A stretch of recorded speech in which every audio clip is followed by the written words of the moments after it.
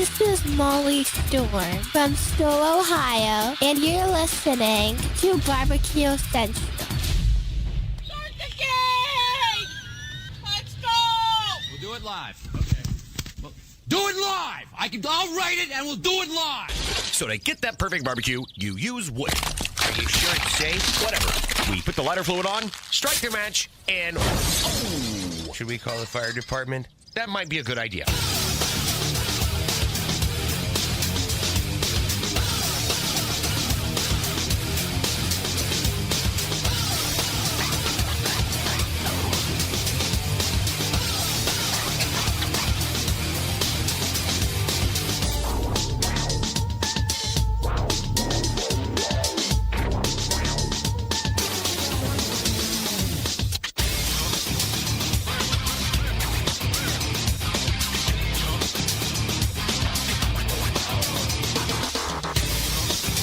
Good evening and welcome to the Really Big Barbecue Central Show. This is the show that talks about all things that are important in the world of barbecue and grilling. This show originating from the Rock and Roll Hall of Fame city, Bomb City, USA, Cleveland, Ohio, the barbecue capital of the North Coast. I am your program host, Greg Rempe. Happy to have you aboard here on your Tuesday evening's live fire fun and frivolity show.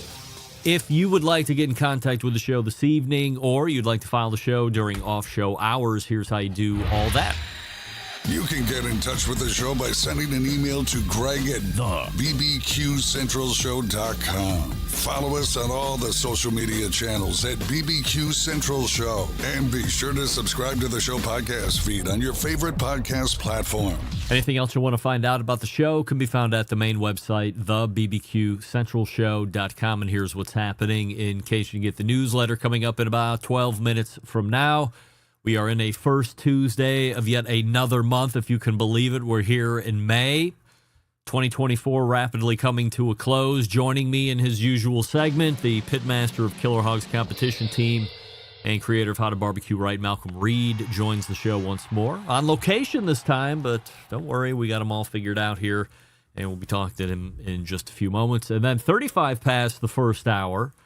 We tried to have him on in January when we did a sound check minutes before the show. It wasn't good enough quality, so we decided that we would reschedule.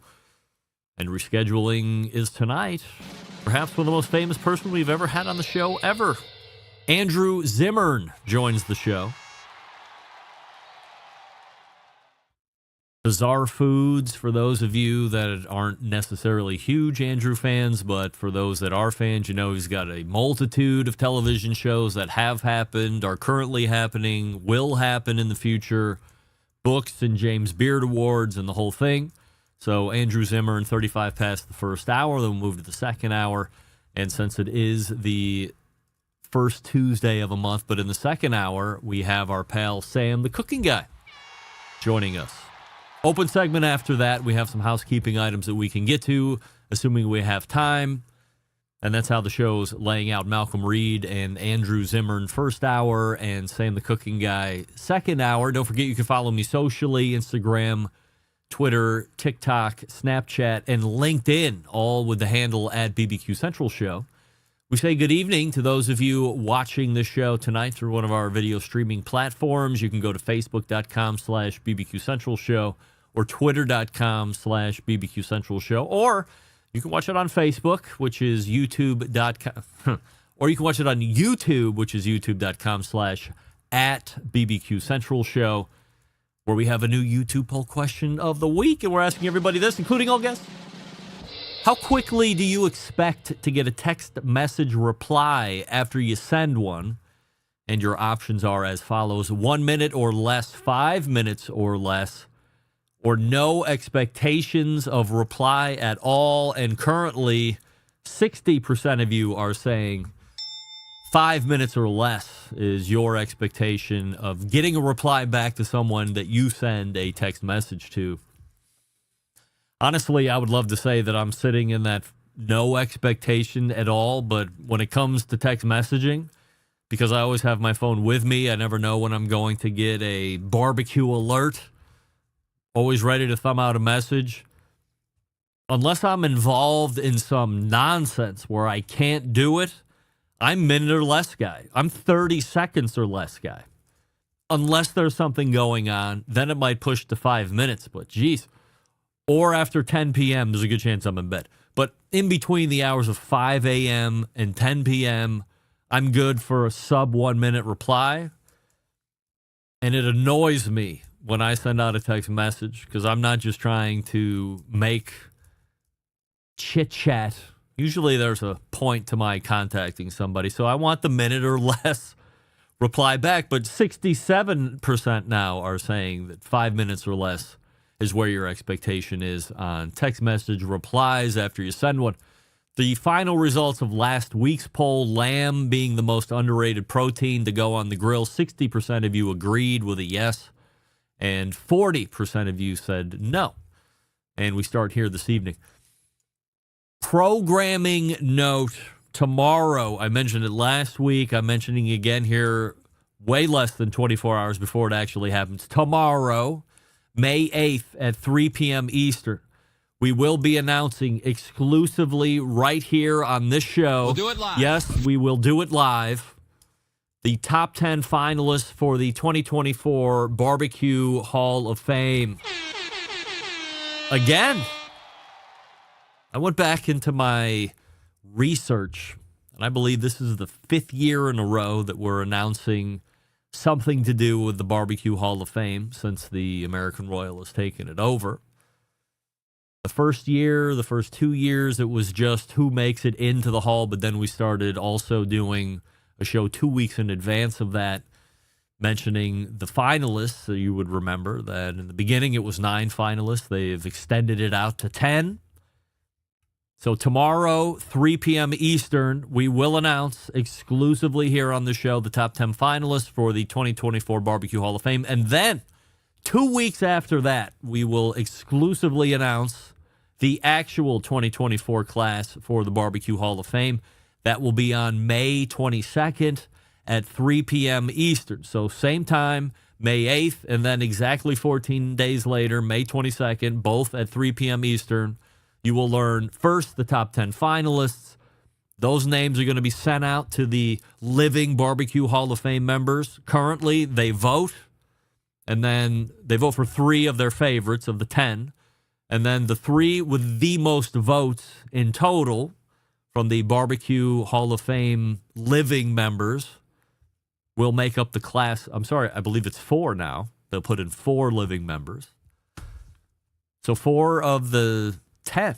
You have a 40% chance if you're on that list that you're going to be going into the Barbecue Hall of Fame this year. Pretty good odds. I have a feeling I'm right around 0% chance. But I don't know who the list is or who's on the list, but I'm taking a guess. There'll also be legacy members that are put in on the 22nd. We don't have finalists for that. And then there may or may not be an impact award. All things that you will learn about tomorrow as we announce the 10 finalists. Also, so again, May 8th, tomorrow, as you listen to this on podcast, if it's after, you're going to have to get the announcement on podcast because it will go there after the fact. But in case you like the live show, if you're not doing anything in the middle of a work day, 3 p.m. Eastern, tune in on your computer at work. I'll help you pass 30 minutes. Helping me do those announcements, by the way, is Elizabeth Gunter. She made her debut last year after Emily Park took off. And then sitting in for what was a 2-year run of Robert Moss, giving us some background on folks. It'll be Amy Mills from 17th Street Barbecue and On Cue Consulting, who will be sitting in and giving a little bit of background on who the guests or who the finalists are. So we'll all learn together tomorrow at 3 p.m. Eastern, so stay tuned for that and put in your reminders on your schedule. Also, many of you weighing in on the Chris Young segment from last week in regards to resting meat. As predicted, about half of you think Chris is full of crap, and the other half is experiencing a revelation and will stop resting meat just because. Congratulations to the latter. Shame on the former. I see you're practicing your insolence skills and keeping them sharp. This was so much great information that was shared by Chris.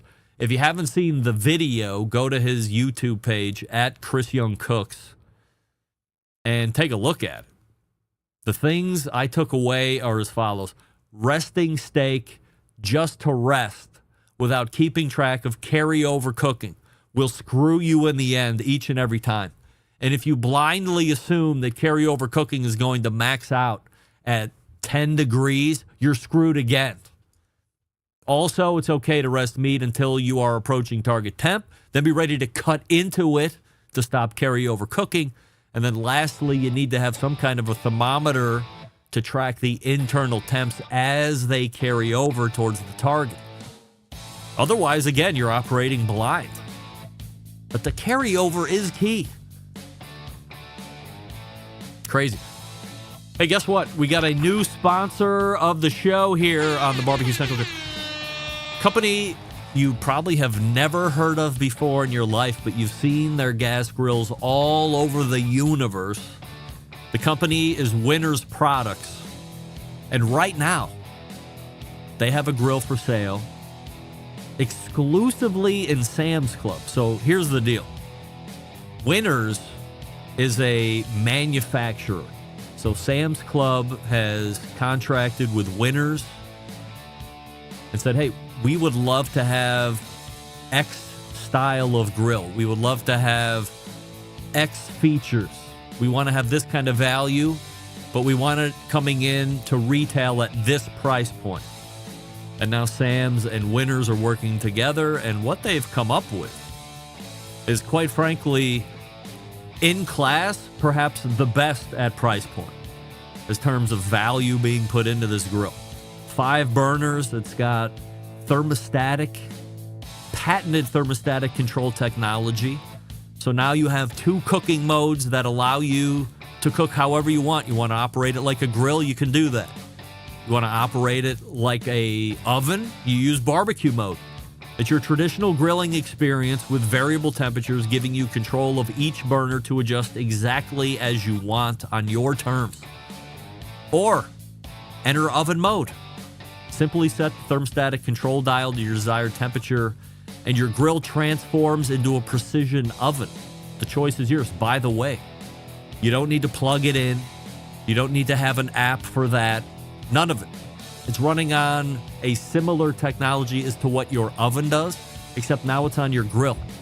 So you don't have to have power or a generator if you're going on trips. None of that. Just fire it up. You're ready to go.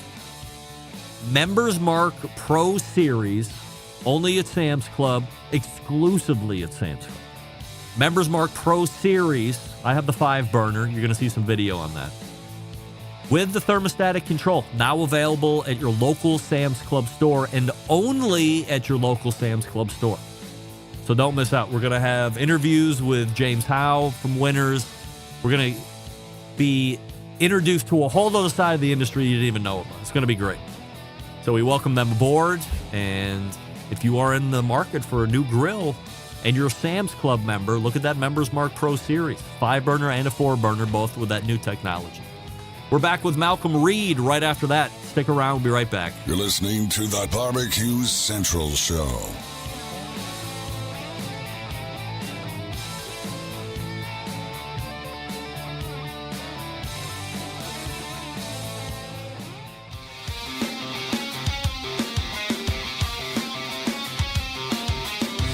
Broadcasting live from the Barbecue Central Show studios in Cleveland, Ohio.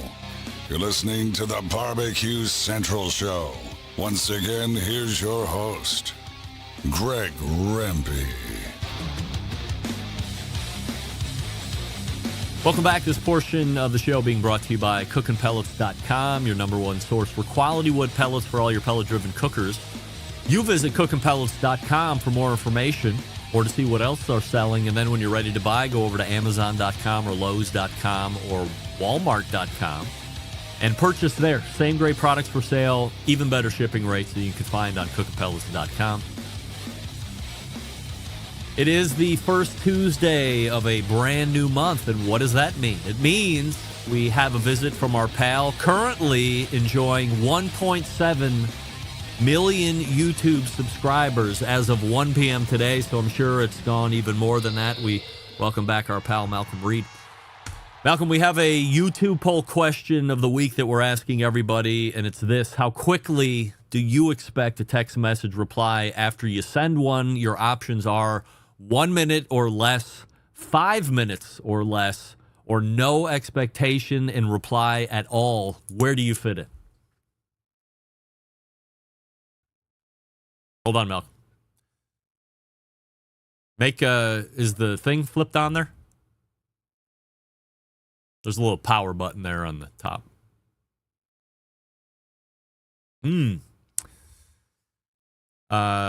Just on the screen, there's a little gear cog looking thing. Just hit that. Make sure Samson Q2U is picked, and then hit reconnect. That'll probably fix us here real quick. Malcolm's been hanging out in the green room for a long time. Are you there? Yeah, here we go. Now we're there. Yeah.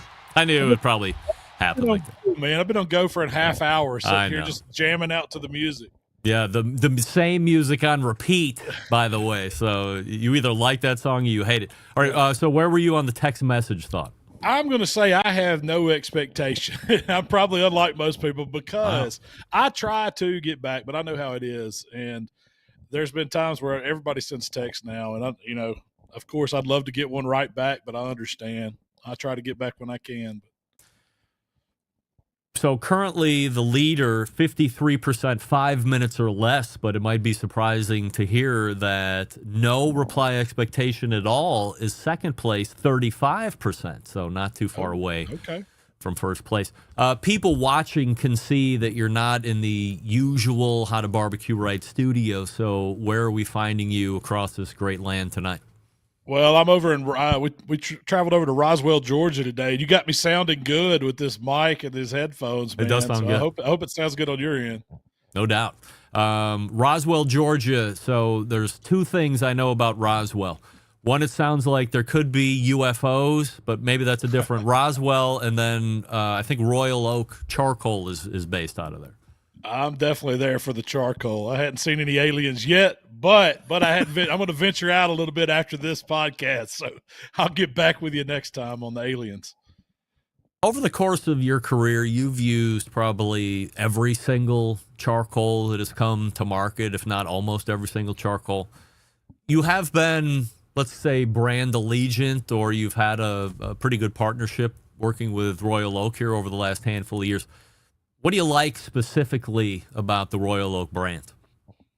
Well, you can find it anywhere. That's kind of how I got on it. When I started Competition Barbecue, all the guys that were cooking, that were kicking my butt, were using Royal Oak product. It was the Chef's Select or the Chef's Delight, and I started using that product probably 20-something years ago. But we always had the red bag. Royal Oak was iconic. My dad used that when I was a kid. I remember seeing it around, and it was just what we had at our local stores. And I like the products, man. They've got some great stuff out there. They're really a great company to work with. They listen. They care about competition barbecue, but they're also in the business of selling charcoal to everybody cooking in their backyard. So, I like the company. You had Nick Bauer from Primo Grills on your podcast that was released last Friday. Listen to it. Very good interview, by the way. He's been on my show a handful of times. We've talked about the direction of Primo during those interviews, and it's been fun to see it change. What's your take on him and where he's looking to take Primo in the future? Man, he was an exciting guy to talk to because it was coming from a different voice. I know he's a corporate guy. They've been in the family business and owned companies for generations in the United States. And just to hear somebody young to come in and to have a take on barbecue and to see a grill, a brand, and want to get behind it, something that's made in America. It's just a good product. And listening to him not be a barbecue guy, talk about barbecue and have some excitement in his voice, that was really cool. Did you find it weird when he just, in a very vulnerable way, because he said it on my show too the first time he came on, and then he did it again when you were interviewing him, saying, hey, we own this company. I was chasing George, the original founder, to put a deal together for us to buy him because we wanted to get in the ceramic market. But I sat on my back porch for the better part of 8 months or 12 months or whatever it was, and I never used it because I was intimidated. I didn't know how to use charcoal. I didn't know how to do the vents and all this other stuff. It's like what everybody is worried about that talk to us and that seek our counsel. The guy that owned the company was one of those guys. I mean, that almost made me feel more relatable, but do you think that in any way that can hurt him going, I don't know how to use it? Well, I mean, I think he's just honest and he's being, truthful. I mean, he comes from a generation where they weren't cooking or, he knew propane grills. And I think that's what the majority of America that doesn't follow what we do. That's probably what they think of barbecue or they think of grilling. They think of a propane grill. It's a huge market. So when you see something where you've actually got to build a fire, think of it coming in from a novice level, Greg, never building a fire. It could be intimidating. I wish I would have told him that he should have watched some of my videos because then he would have had no trouble. Yeah. I wasn't that sharp. But, I get where he's coming from, but I really appreciate the honesty. And what he was trying to get across to me was he started cooking on the grill because he was having his buddies come over when his wife was out of town. They spend a day grilling. He finally fired it up. He realized it's easy to do. And he realized that these grills are for anybody.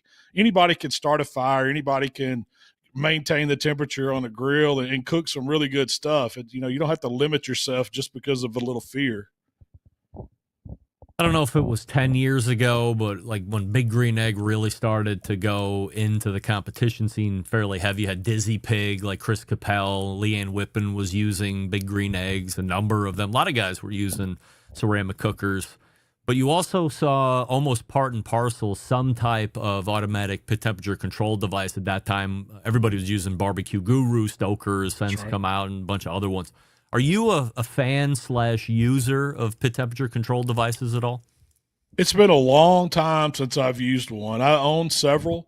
The Barbecue Guru was probably the first one I ever bought, and I was running it on a backwoods vertical cabinet style smoker back in the day. And that's just what we use. And I even bought, when I got into drum cooking, I bought some adapters and I was running a drum off one of the Barbecue Gurus. And then I found this Stoker system where you could run multiple pits off the same unit. So I thought it was pretty cool, but now it's those are great for getting sleep. If you're at a comp and you want to run your pit overnight, you want to walk away from it and not worry about the temps, they're great. But I just cooking it at home, man, I'm usually out there. I'll go check on the grill, see what's going on. I'm not really worried about if I get a little bit of temperature fluctuations. So it's not something that I use very often anymore. It's probably been, I bet it's been over 5 or 6 years since I've used one of those things. Do you have a strategy with wood in a ceramic cooker versus, I mean, you run the gamut of cookers. So is there a different strategy that you use with the ceramic cooker and wood? So I did a overnight butt just to try it out on my Primo the other day. And I'd use the same wood that I would use in a drum, and I scattered it around the fire pit where I built my fire. And I kind of had it staged. So as that charcoal kind of lit and burned slow, I would get a little wood smoke. And I just did a no wrap butt on it. And it gave it, it was really, I was really surprised by the flavor that I got from it doing that. I probably used 4 or 5, not even like half fist size chunks of wood. I didn't want to overpower it, but I think spreading it out in the fire and not building just a raging fire, letting that fire's kind of slow minion burn across it, use the wood as it needs to for flavor, you can't go wrong. Would you ever use briquettes in a ceramic cooker, or are you only a lump guy? You have. I have, just to see what it would do. I found myself doing it more here recently just because I didn't have any lump at the smokehouse at the time. I forgot to bring some down there and I had to use it. But I haven't – the thing with what I like about using lump in a ceramic pit, if I know that I'm going to do a fast cook, I'm going to put that fire out, I'm going to choke it off, close the vents, kill the oxygen, that lump's going to go out. I can shift those ashes around with a little tool and light that lump right back up and get multiple cooks off that charcoal. Well, you're not going to do that with briquette. Once it hits the air, once you light it once, you put it out, it's going to absorb moisture. It's just not going to relight the same way. So I think that's your advantage over the two. Now, the briquettes burn hot. Everybody says, oh, lump's a much hotter burning fire. Well, these supersized roll-up briquettes I'm using, they get way hotter than lump, but they're a bigger, denser piece of coal, but you still can't put them out the same way you can lump. And I actually asked the Primo guys, do y'all, is it lump only in a ceramic pit? They said, use whatever kind of charcoal you want. We recommend lump because you can put it out, but it's not going to hurt that pit to run briquette in it. It's not going to break the pit or bust it or anything. When I got the Primo, the first handful of cooks that I did on it, I used Kingsford to buck the trend because it was always lump in a ceramic cooker. Yeah. So I was getting good performance out of it, but what I ended up realizing was that on the longer cooks, there was still a tremendous amount more ash from a Kingsford product than I was getting on the lump. So inevitably, I said, okay, lesson learned. If I'm going to go fast and I only have briquettes, I can use it and I will suffer no ill effects. But going 10, 12, 14, 18 hours, I mean, you can go 24 hours plus on a load of charcoal in a ceramic cooker, depending on your environment. Wasn't going to make sense. So I've since reconverted back to only using lump in the ceramic cooker. And that's just my experience. But I do see more and more people on social media that have ceramic cookers just dumping briquettes in and having at it. So there must be something to it. Yeah, I mean, especially if you're going to do a fast cook like you mentioned, there's nothing wrong with using briquette versus lump on one. It's all about what you want to do. If you want to put it out, if you want to use some more of that coal, or if you want to get a longer cook out of it. I mean, really, to be honestly, Greg, I've been using a combo of a little bit of both. I'll put some briquettes in as a base. I'll put my lump on top as it burns. I've got a good base of the briquette on bottom to hold that lump up, and it seems like I just get a more consistency. Even in my stick burners, the drums, I still do that. It was a topic 2 weeks ago on my show. I asked the embedded correspondents this question. 100% yes or 100% no, you're shocked that Malcom Reed is not competing in Memphis in May or Smoke Slam, and 4 out of the 5 of us said yes. The person that said no was sit-in guest at the time, Sam the cooking guy, who gave a very insightful response as to why. But we all want to know from Malcom, because what does Sam know? What gifts? Why pass on both this year? Well, one, it's a pretty big financial commitment to cook one of them. And there's a lot of debate going on about which one you should go to. And man, I really haven't been cooking much comps. I mean, we've started concentrating on sponsoring other teams. We've got a great group of ambassadors that go out and cook comps for we help them out. I mean, I'm not saying they're doing it for How to Barbecue Right, but we try to help them out the most we can. I know what it's like starting out as a team, so it helps to have somebody sponsor you a little bit. But it's just, am I torn that I'm not there? Not really. I mean, I'm gonna, we've got a bunch of stuff planned in May for content, and I'm gonna use that time to do a lot of other stuff besides just a competition barbecue. I mean, it's always been my dream to win Memphis in May, and it may never happen, but I'm not going to lose any sleep over it. I promise you, because there's a lot of great guys out there cooking it, and I'm still having a blast doing what I'm doing, and trying to help the guy that's cooking in his backyard. Let me ask you a rub question, because we've talked about rubs quite a bit over the last handful of months as we've gotten in here to 2024. And I wanted to get your general thoughts because you're a superior maker and seller of rubs. So if you were going to hit the lab and make a new rub, you get it dialed in, and then you have to name it. Is there or are there any steps in the naming process where you research all the names of the rubs that are falling into the category that you're making the rub for? For instance, taco seasoning, barbecue rub, brisket rub. Is that part of the process at any point? Man, I'm the horrible at name. I mean, look at my rub. It's called The Barbecue Rub. How great of a name Yeah, but is you that? have El Gringo and you have, all the... Yeah. I put a little more thought into those, having some fun with the, like Jam and Jerk and the Grande Gringo, things like that. There's a lot goes into it. I don't know. That's probably way over my pay grade. It kind of just comes to you. I'll think of something like if I'm making a new product, I'll float out a few names and see if anybody says they sound good. And a lot of times I get shot down with it, but it's pretty tough, man. Coming up with a name, it's hard for me. Now, I will tell you that what I started doing, Chat GPT, dude, using some AI to generate some names. You can pump in some parameters. You can ask it for some names, and it'll spit out some stuff. And it may not be the one, but it's going to get those ideas flowing in your head. Yeah. And so you can get somewhere with it. But I don't know if there's a right or wrong way to do it. It's just it comes when it's supposed to. The barbecue rub, very popular. We all know this. Do you ever think about how many people have had the recipe reverse engineered, or at least try to reverse engineer it so they can try and sell it too and ride a little bit of your wave? There's no telling. I mean, it's been on the market. It's been on the market for what, 15 years, something like that. So it's, I've had people send me copies. I've actually had co-packers tell me that someone sent the rub in to get them to break it down, and I just had a good enough relation with some co-packers for them to say, no, we're not going to do this because we know what this is. So, I think, when it all comes down to it, all rubs are salt, sugar, paprika, chili powder, and other seasonings. So it wouldn't be that hard to break one down and to do that. But, if you want to do it, go for it. Heck, I've gave the recipe out before. If you go back and look at some of my old stuff, it's not like it's top secret. Last question. I appreciate the time here this evening. Have you ever thought about, and you're a very busy guy, so I have an idea where you're going to go with this, but have you ever thought about opening, or perhaps in a different way, have you ever been approached to license your name, image, likeness for a barbecue restaurant? I've never been approached to it. I get asked often about would I do a barbecue restaurant. And, the whole thing about having a barbecue restaurant is you're tied to that restaurant. It's not a 40-hour week. It's a 120-hour week.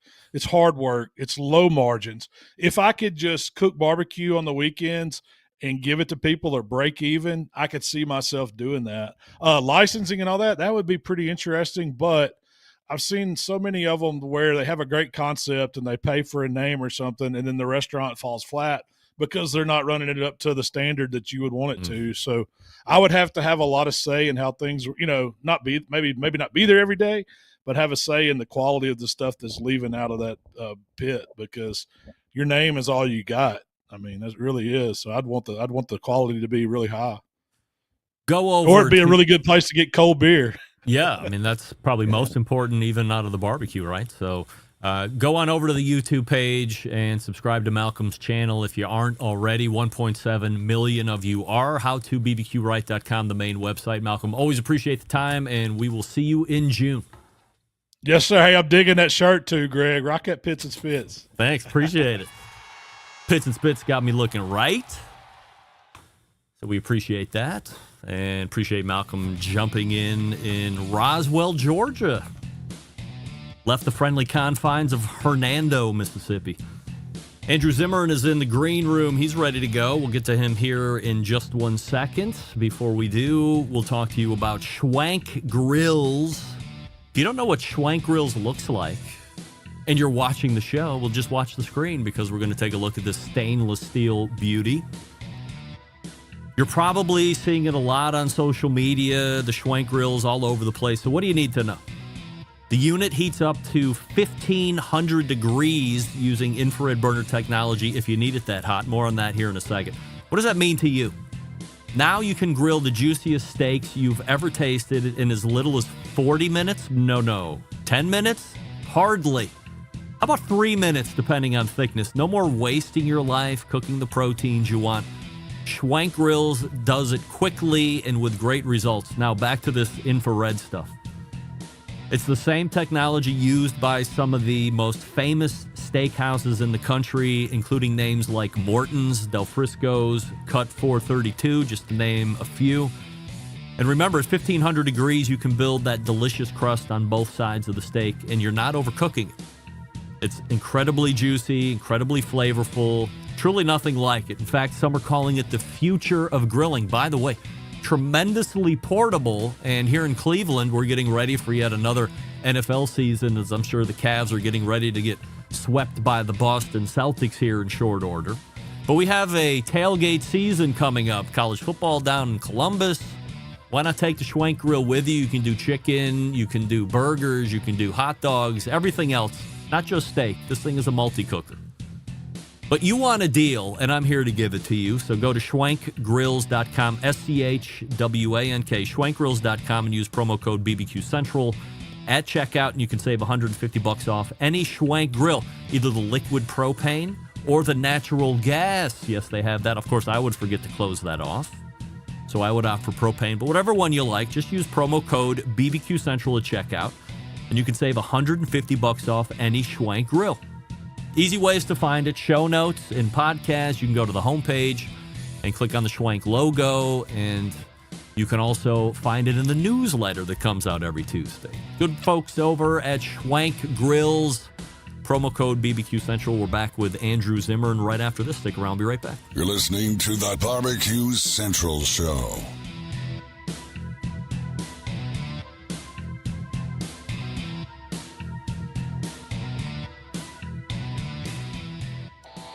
Howard Stern, Jim Rome, Dan Patrick, and Greg Rempe. The Mountain Rushmore of talk show entertainment. Now, let's get back to the Barbecue Central Show. And we thank Malcolm Reed for joining us last segment. This portion of the show being brought to you by Fireboard 2 and Fireboard 2 Drive. You can monitor up to 6 different temperatures simultaneously, connect to Wi-Fi or Bluetooth for monitoring. If you have any questions, you visit the website fireboard.com, or you call with questions, 816-945-2232, the good folks over at Fireboard. My next guest tonight might be one of the most popular names in food to ever appear on the show. Emmy Award winner, yes. James Beard Award winner, yes. Named a 50 most powerful person in food and a 30 most influential person in food, yes. Started and runs kick-ass production company, guested, judged, and or competed on all the most relevant food shows and contests in the past 10 years or so. He's also the host of the very popular Wild Game Kitchen and soon-to-air Field to Fire. I am happy to welcome first-time guest Andrew Zimmern to the show. Andrew, appreciate you making time here on your Tuesday. Before we get into the nonsense, we have a more nonsensical YouTube poll question of the week that we're asking everybody, including all guests, which is this: how quickly do you expect a text message reply after you send one? And your choices are 1 minute or less, 5 minutes or less, or no expectation of reply at all. No expectation of reply at all. Really? Yes, it is my biggest pet peeve in the world is someone texts me and 15 minutes later I get like 3 question marks and a hands up WTF emoji. And I literally pick up the phone and tell that person, don't ever blanking use this number again. Wow. Well, I mean, it is crazy to me. I'm old, but I remember when email came around and everyone said email is going to liberate us from the slavery of writing letters all the time. At that point, I think I wrote 5-6 letters a week. You know, people picked up the phone and they called someone. Yeah. And now it's the same thing with email as it is with texts. Someone sends me an email and 2 hours later is like 3 question marks and the WTF hands up emoji. And I'm like, oh my God, aren't people like working and doing stuff? And we just expect these days in our society geared around instant gratification, you know, grills have to cook quicker. Not a knock against Schwank. I just think it's just that expectation. Whereas for me, cooking is a yoga. If you tell me this takes an hour or that takes 2 hours or this takes 10 minutes, whatever, I want to enjoy that time. And I want to enjoy my lack of having to text someone back right away because I'm not a slave to their questions. 57% of people are saying 5 minutes or less, but shockingly, 35% are in second place saying no expectation of reply at all. So we'll see how that tracks for the rest of the show. That's nice. I like that. Solid third. Yeah. Let's talk about TV shows before we get into some other topics. So I had mentioned in the open, Field to Fire, which is going to be the debut season, is coming soon. And then you're going to have a season 4 of Wild Game Kitchen. So let's start with the latter first. What are you doing this time around that keeps the content fresh for the fans of the show, but also keeps you interested in producing content?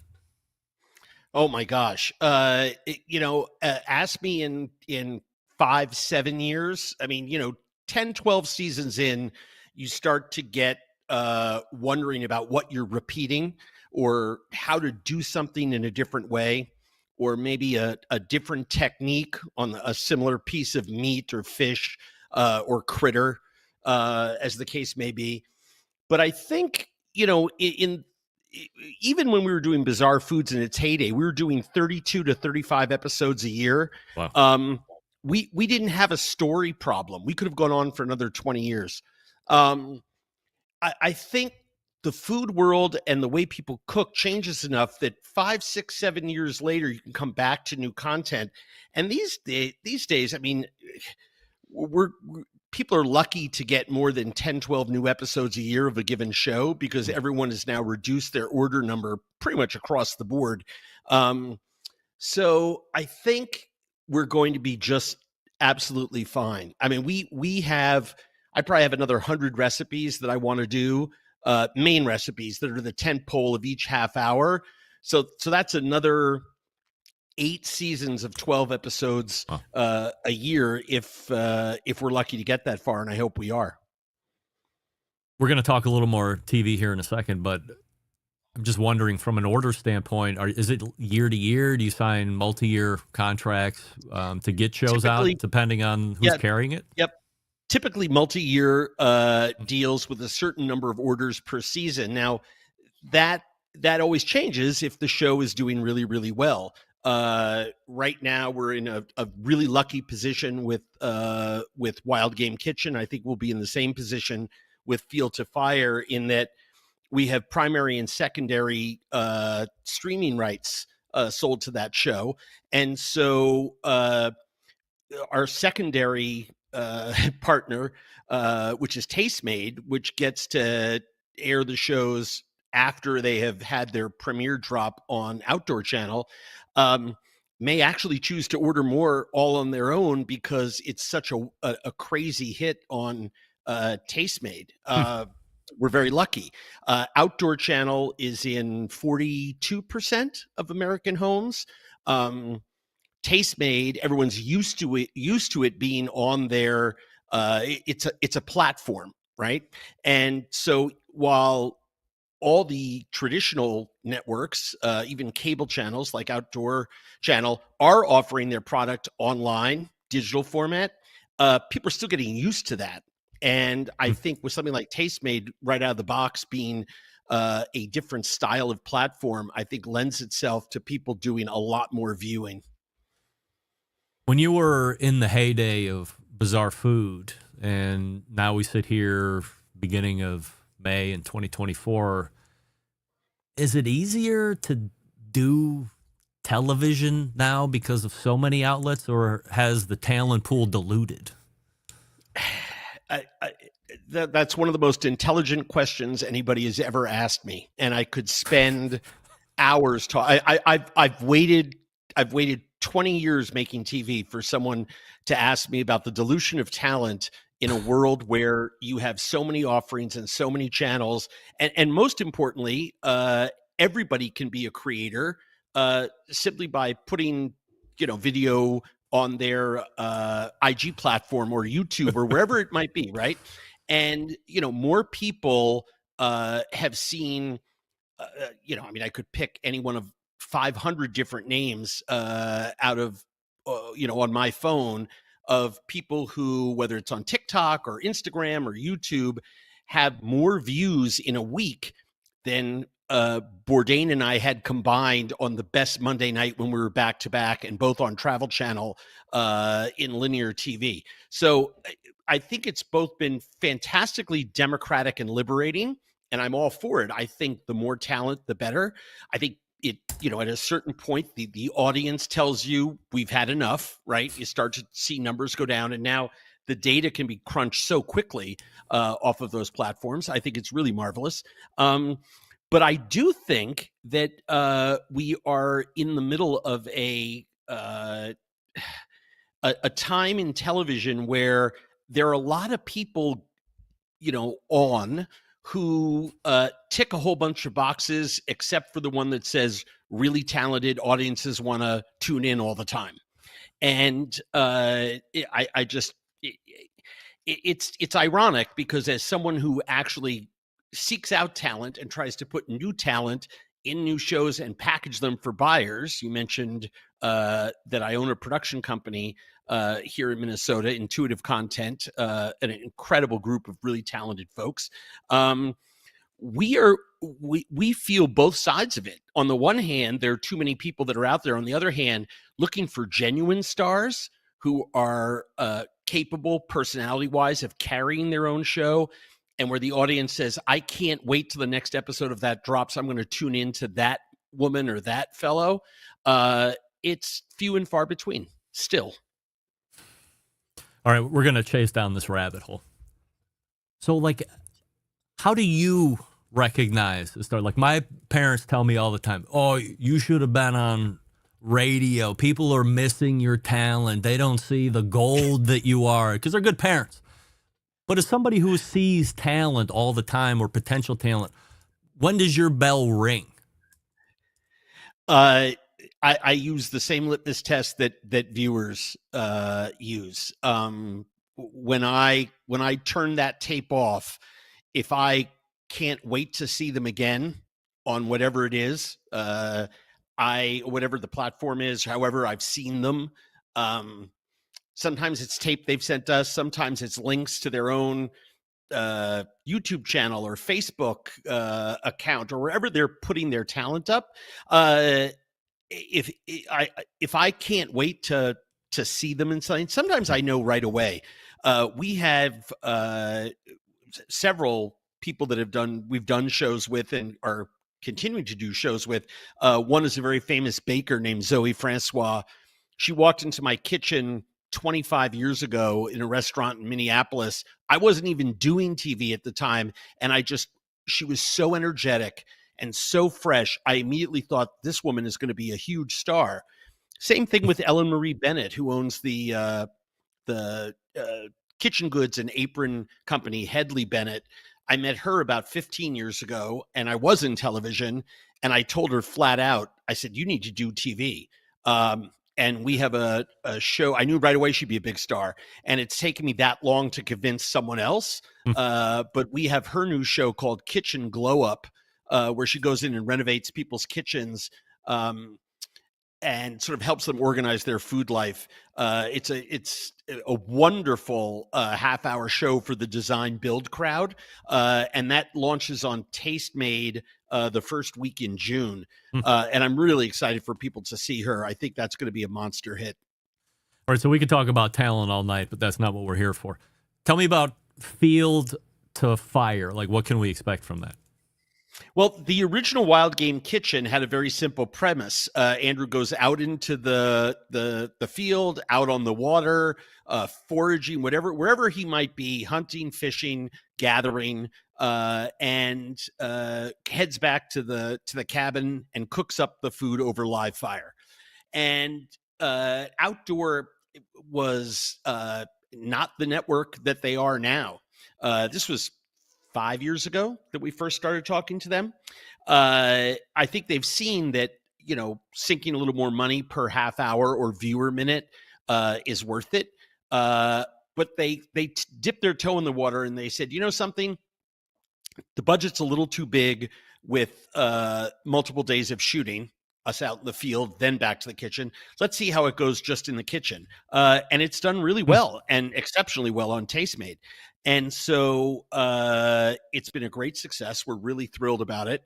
But last year, they said, hey, we see the numbers, and the Outdoor Channel audience watching a half hour of cooking is a new adventure for them.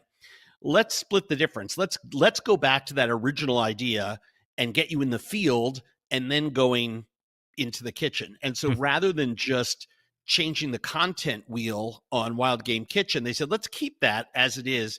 Let's rebrand it as Field to Fire and get you out in the field first. So I think audiences who want to see the hunting and fishing, the foraging, and see me having a literal blast sometimes with folks all around the country, out in a boat or, knee deep in my waders, or up in a deer blind, I think you're going to have a lot of fun with this show. And then, of course, the animal comes back with us to the outdoor kitchen.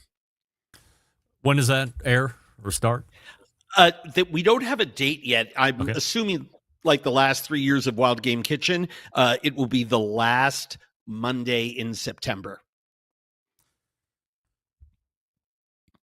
What's the most uncommon wild game you've cooked? Wow, the most uncommon. I would have to say the giant African porcupine in Botswana.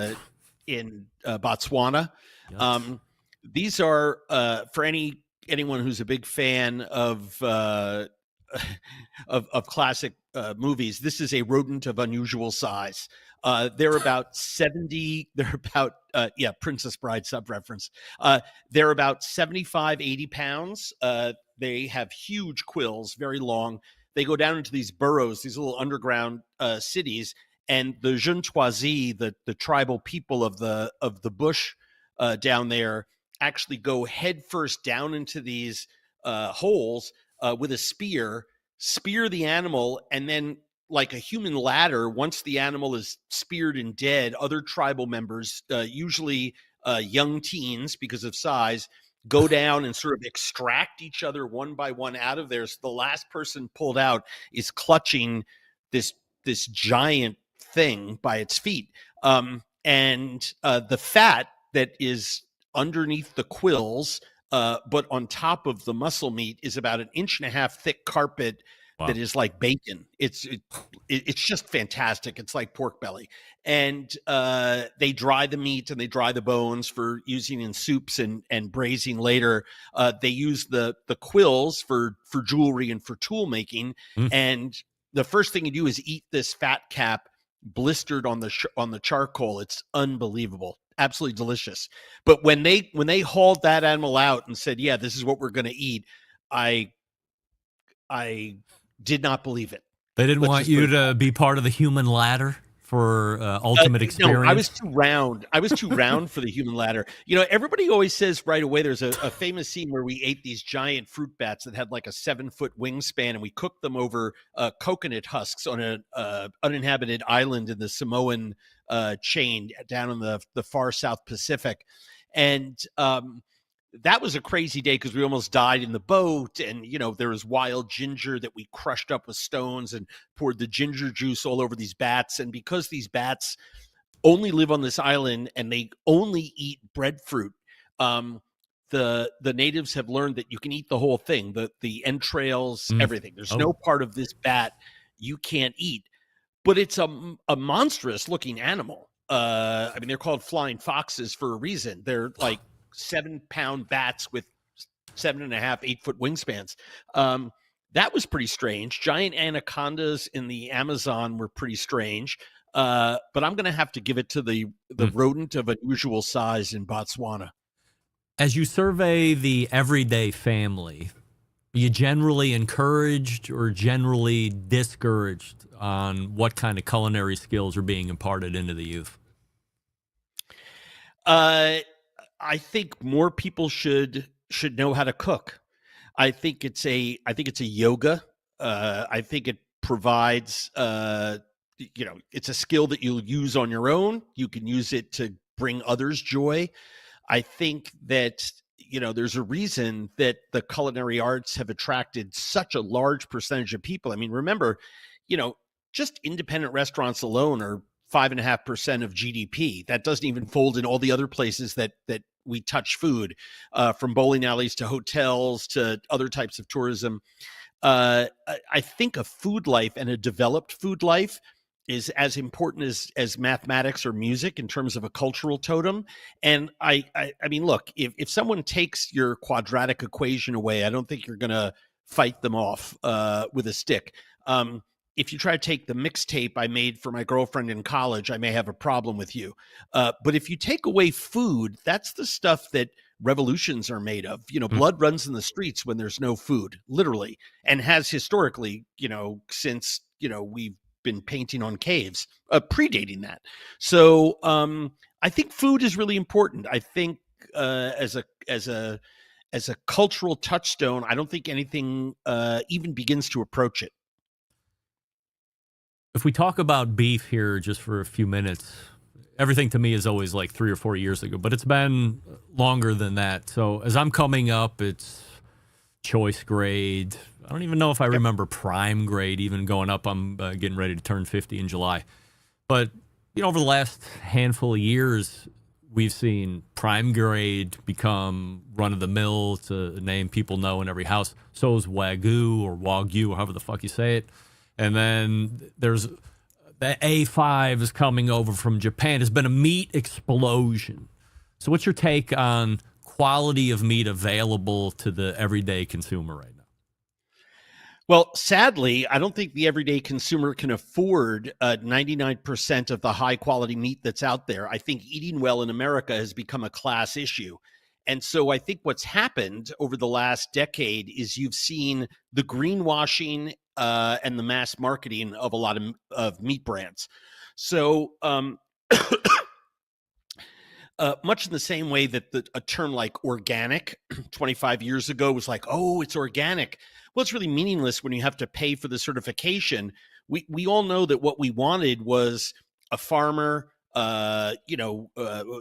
raising food fit for human consumption with his own family, maybe a couple other folks on a small piece of land, and you'd stop at the on your way home and fill up a bag of corn and tomatoes and cucumbers and peppers and leave whatever money you could in the tin cup that was left there for people, because there usually wasn't someone there minding the shed. We have this idea that somehow all food is like that, and it's not. When I saw the certified Black Angus thing explode, and I'm like, that's just kind of like a made up thing, right? I mean, it's not an actual government grade. It's not an indication of quality. You can have really good certified Black Angus. You can have really crappy certified Black Angus. And the same thing with a lot of this overpriced stuff. So if you call something Wagyu or Kobe beef, or use some Japanese nomenclature on it, you can charge $40, $50, $75, $200 a pound, right? And I find it really offensive. Look, I'm very famously all about food justice in this country. I think we have too many people that don't know where their next meal is coming from, and I find the fetishization of these very expensive cuts of meat or breeds in some cases, and the over marketing of food to be something that's really dangerous, and quite frankly, I find it insulting. I think we just need to understand that good is good. It's in the eye of the consumer. Some people may not enjoy a steak that's a little tougher.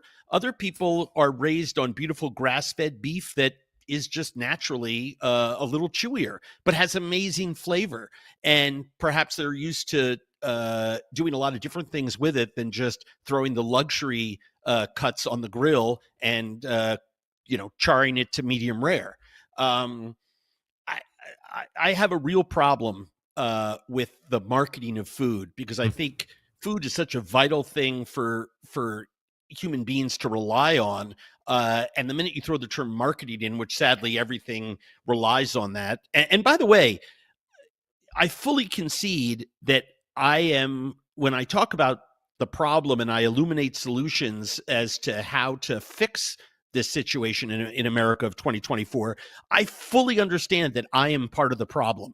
And when I say me, I actually mean me and a lot of my other colleagues, because when it comes to fetishization of food, I think we look at people on TV who make a lot of food shows, and I've been lucky enough to make 15 of them, 18 of them in the last 25 years at a pretty high level.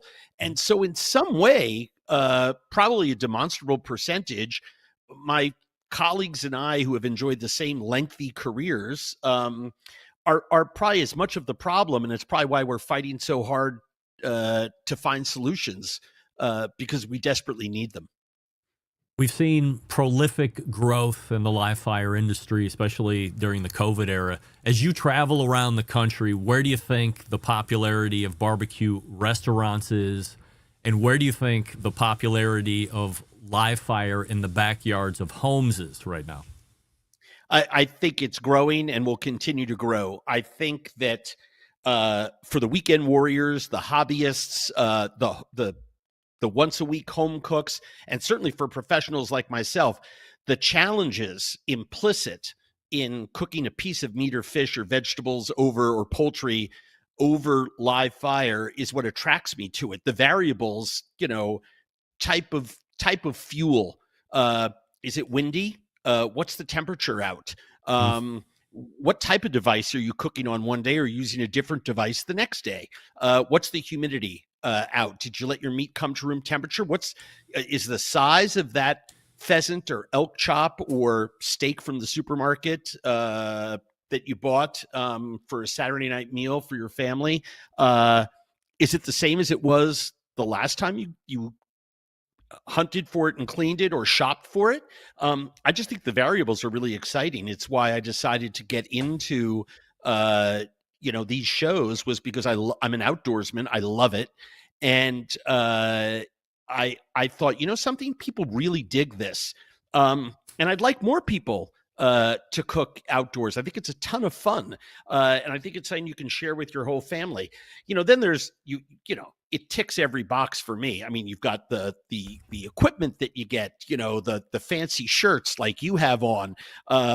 You have everything else that goes along with it. I think people are really excited about it. I by the way, I don't want to, go all crazy on this, but there is something very firmly rooted in our DNA as human beings, taking a meat, dragging it back to our cave and throwing it over fire. I mean, we've been doing that for as long as we've been doing almost anything. And I think I think the results speak for themselves. I'm surprised it took this long. I think convenience came in there. Everybody wanted to turn on an oven, put it at 400 degrees and throw a turkey in, right? Now you have a lot of options, and I think it's great. It's been worth the wait. Your insight has been incredible, and appreciate your candor. AndrewZimmern.com is website. Follow him on social, Chef AZ, across social media. Andrew, really appreciate your time this evening. Thanks so much for coming on. Oh, I appreciate it. You have a great night. Thanks. Andrew Zimmern right there.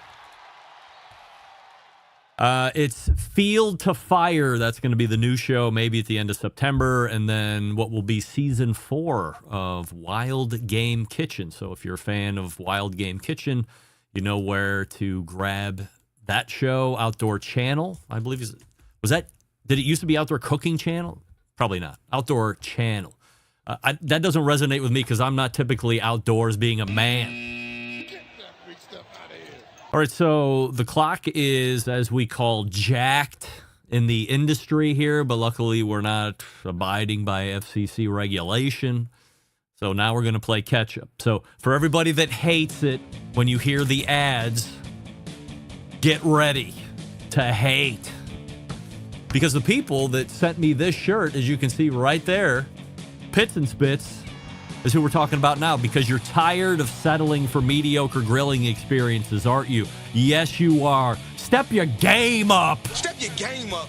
Bring the ultimate flavor and cooker to the backyard barbecues, for crying out loud. Pits and Spits charcoal grills, offering the highest quality live fire cooking experience you can get in the market today, using either wood or charcoal. Their solid fuel grills produce those classic flavors you're looking for when you have the time to fire up the grill and cook for family and friends. With a large adjustable fuel tray, you can raise and lower the fire to control and fine-tune the heat.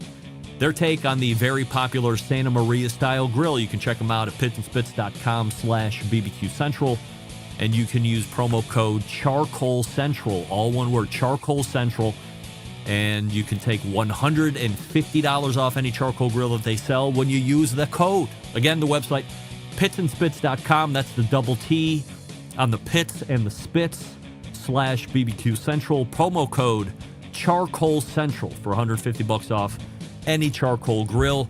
We're back to wrap the first hour. Stick around. We'll be right back.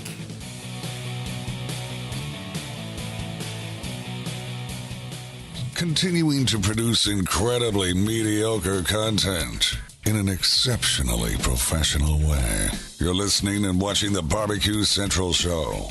Once again, here's your host, Greg Rempe. Okay, and now we're back. We thank Andrew Zimmern for joining us on the show. His personal website where you can link to everything, andrewzimmern.com, of course. And then I know a lot of his handles are at Chef AZ, Andrew Zimmern, Chef AZ. So we certainly appreciate him stopping by and giving us some extended time. I could have won another 45 minutes, I would say, easy. But it's not this kind of show. We're a live show. We got other guests, right? But we kept him around a little longer. I appreciate him sticking in there. All right, let's move to the second hour where it will be an abridged open, and then we will have Say in the Cooking Guide. So stick around. We'll be right back.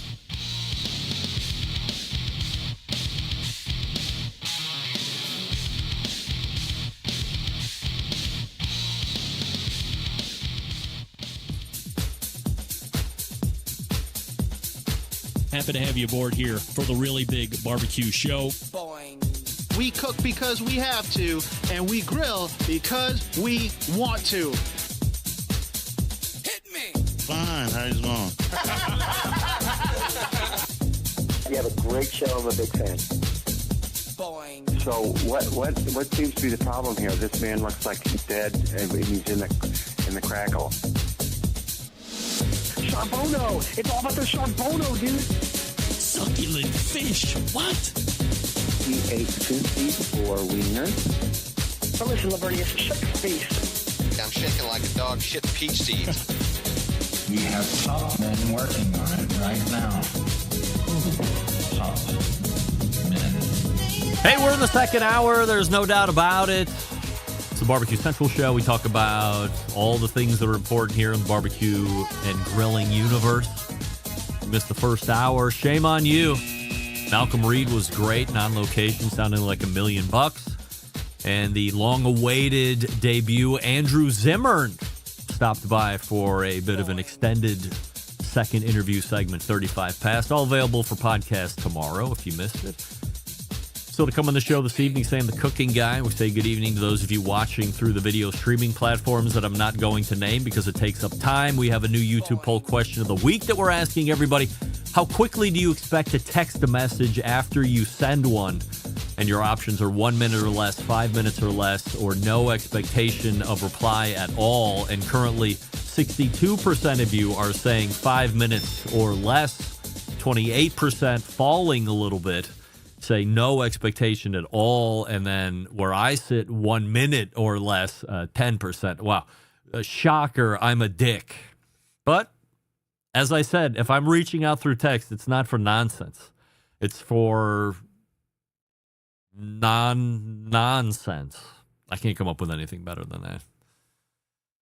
Coming up on the best moments of the Barbecue Central Show in 10 minutes or less this coming Friday, episode 333, taking you back to May 7th of 2013, so 11 years ago, to the day today, but it'll be a couple days after that. This week, we're featuring one of the co-owners and creators of Code 3 Spices, Chris Bonnemeyer. A lot of you might be familiar with Mike Radisovich, one of the other co-founders, but the other half is Chris. So you get to learn about Code 3 and how it came to life and what they do aside from selling some very good rubs. And you can subscribe to the show by visiting thebbqcentralshow.com/subscribe. And if you want to hear a show all your own, you just email John, Jon, at thebbqcentralshow.com and let him know what you'd like to hear. Also, don't forget the new season of the famous Dave's All-Star Barbecue Challenge Series starts in 11 days.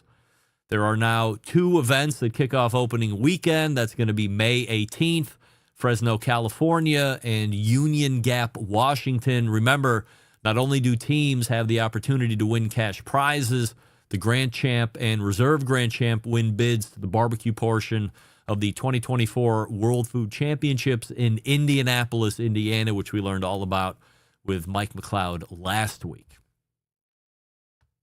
So I think that catches us up. Hey, good for us. We did it.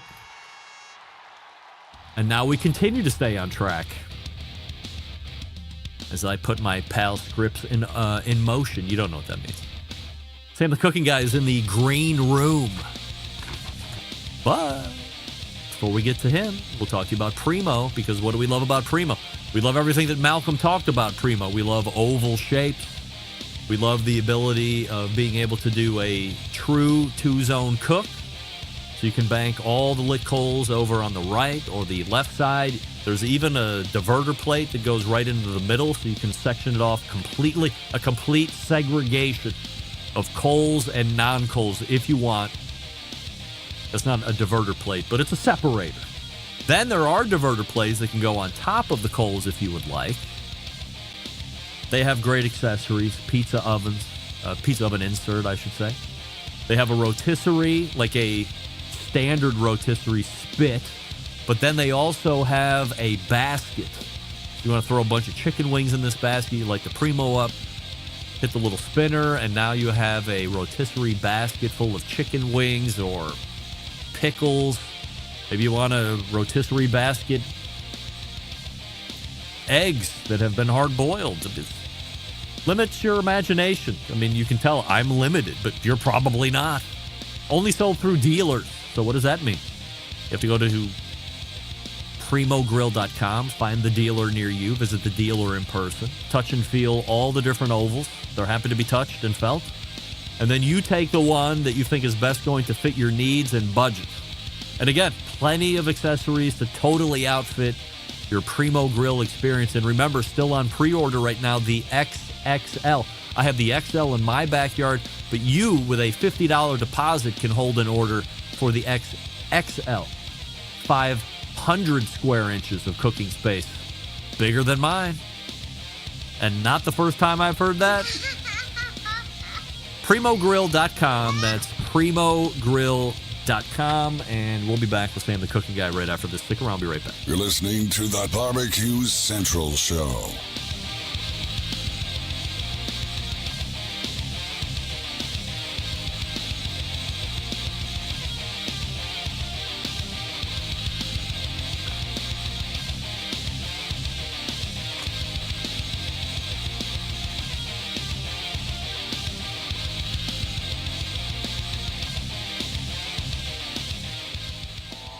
Howard Stern, Jim Rome, Dan Patrick, and Greg Rempe. The Mountain Rushmore of talk show entertainment. Now, let's get back to the BBQ Central Show. This portion being brought to you by Pit Barrel Cooker, the most unbelievable outdoor cooking device on the planet when it comes to upright barrels, available in 3 different sizes. It doesn't matter if you're a beginner or if you're a jaded professional. It's a cooker you want to add to the arsenal. No matter what, visit pitbarrelcooker.com and tell them the BBQ Central Show sent you. My next guest currently has 3.7 million YouTube subscribers as of 1,300 hours today. I checked it. And he is our second hour recurring guest. BBQ Central Show's guest Hall of Famer, Sam the Cooking Guy. And there he is, sending hearts our way. Oh, didn't work that time. No, I think you got to do that, right? Oh, I thought the peace sign did something, though, too. Wasn't it like wait, hold on. Stand by. Wait, clear the screen. Wait, let it happen. Let's go. There we go. Yes. Thank goodness. I don't know who was bored at work the day they thought that needed to happen. But they need more shit to do because that's the dumbest thing ever. Yeah, and it just happens all the time. And you probably don't even think about it. You know, you're just saying you're signing off of a Zoom call and you do one of these. Everybody see later. Oh, balloon.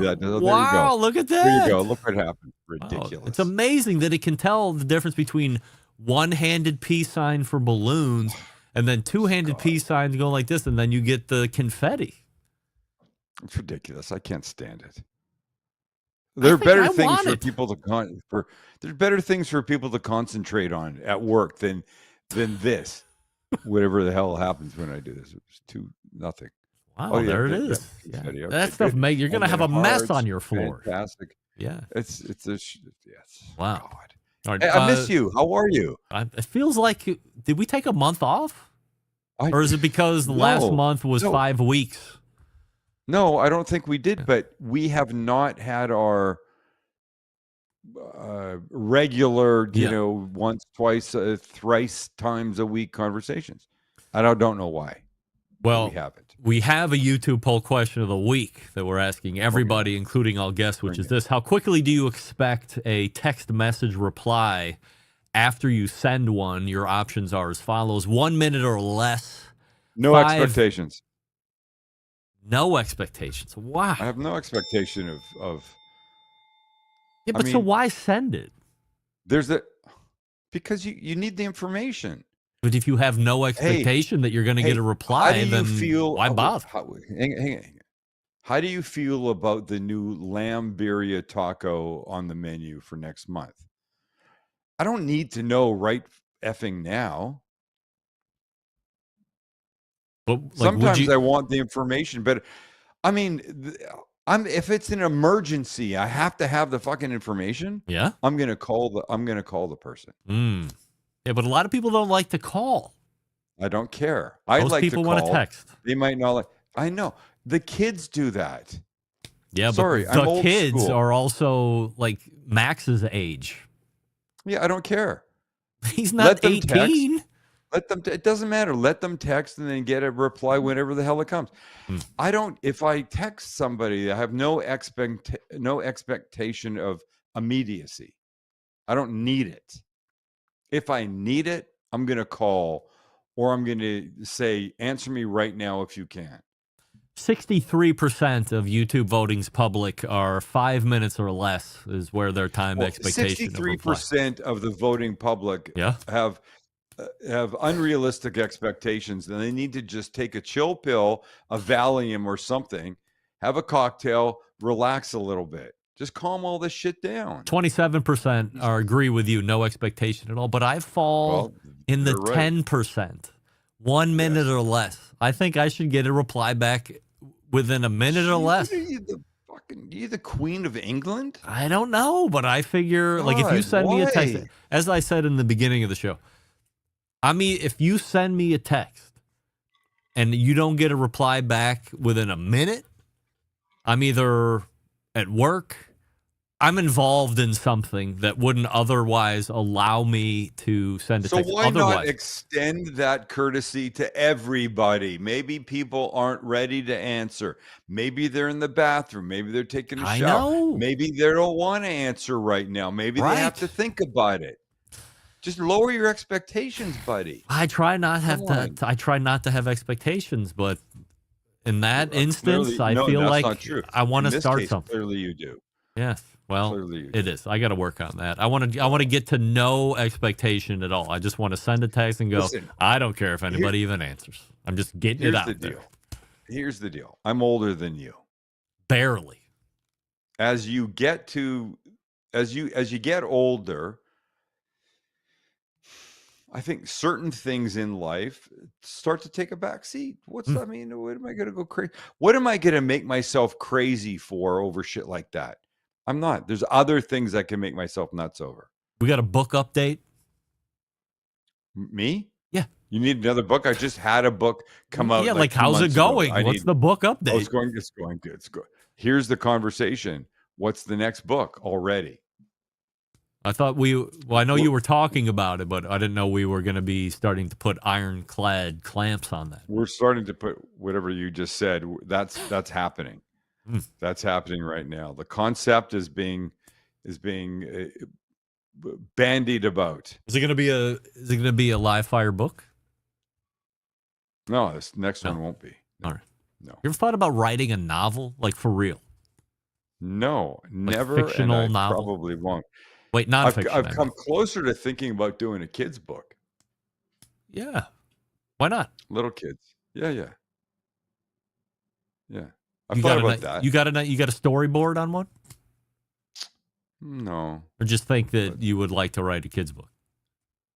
Yeah. I think it's one of those it's one of those things in life. We had this conversation before. I told you I got invited to a Hooters bikini contest thing once, right? Did I tell No. you that? Oh. Please go ahead. And don't skip a So detail. I got invited to a Hooters bikini competition thing. Wow. I got the email and blah, blah, blah. And I said to Kelly, look what I got. And she goes, you're not going to go.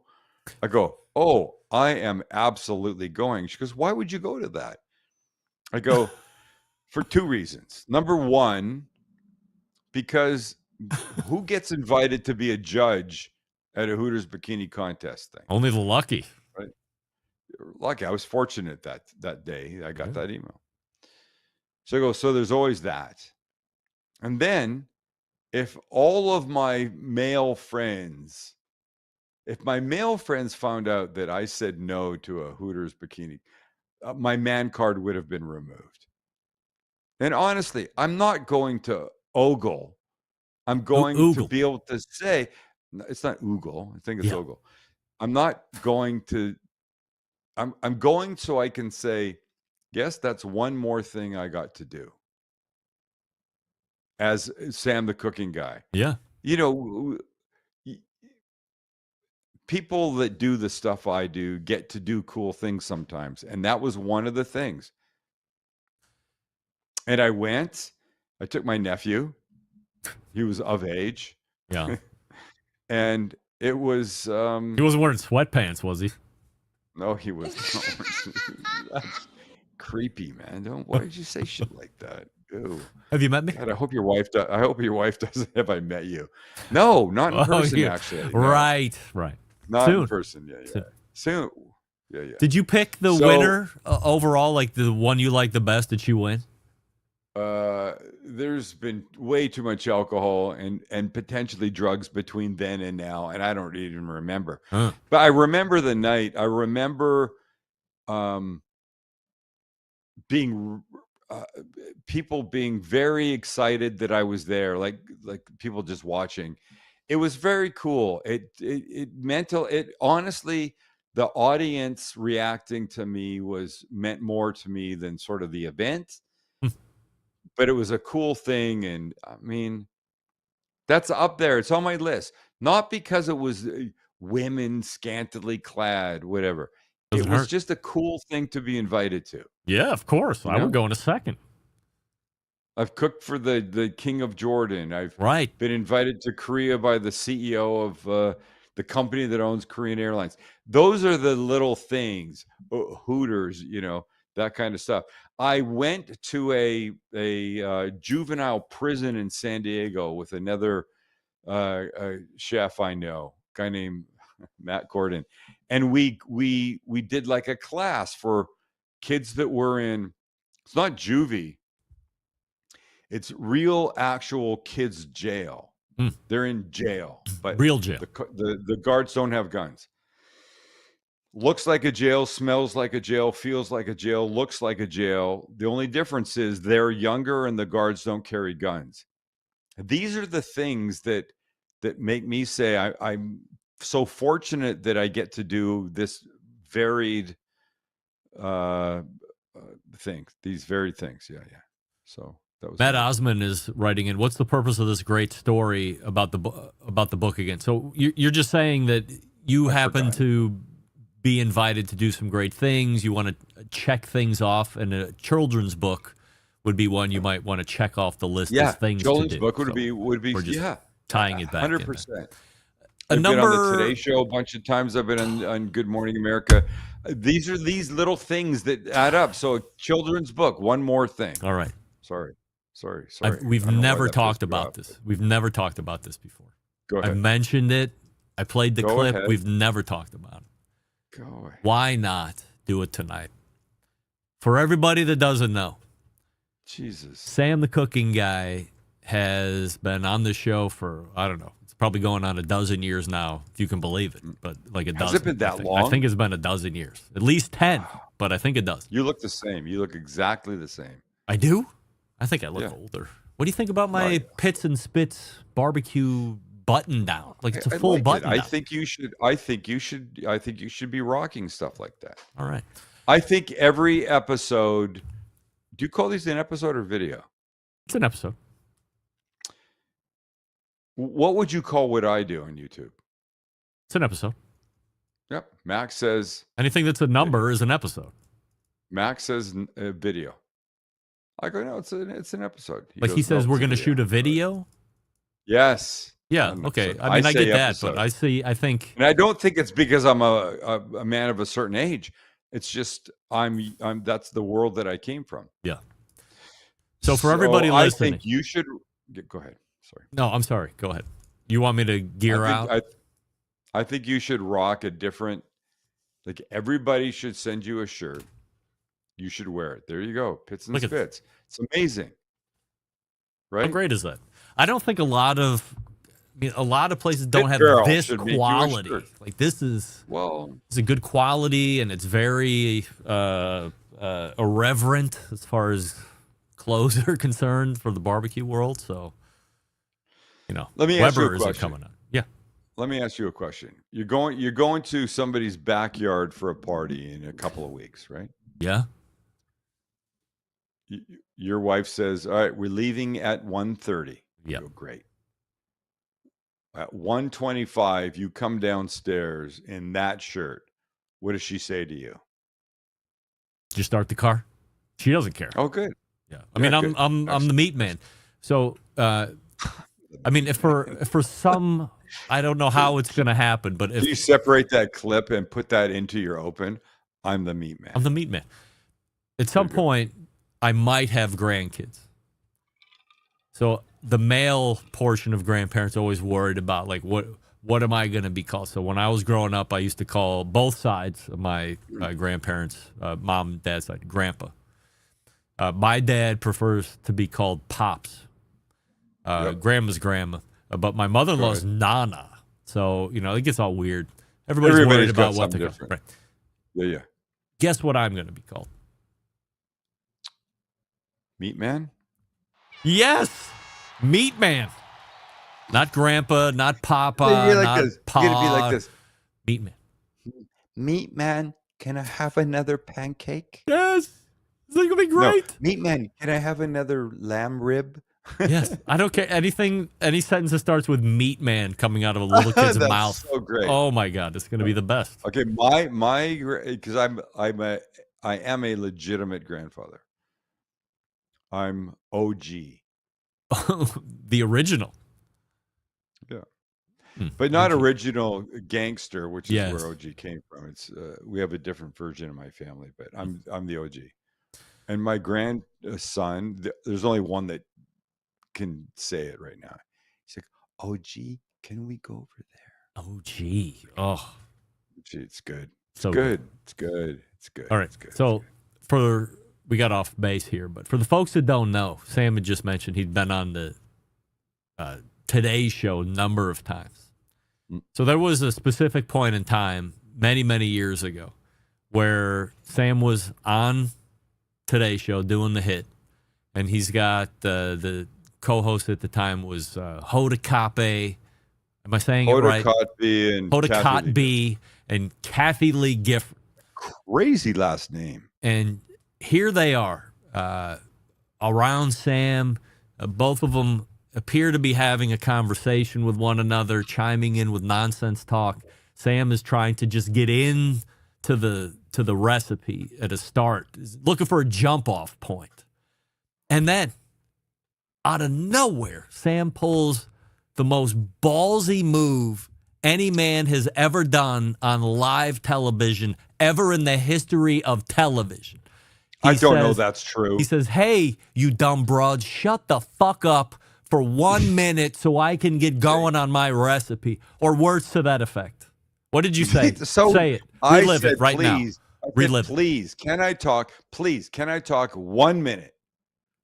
Which, as I say, would have been fine. Look, it would have been probably fine had I stopped there, but then I added, everybody says there's too much chatter back here. That was the shit that got me in trouble. Oh my God.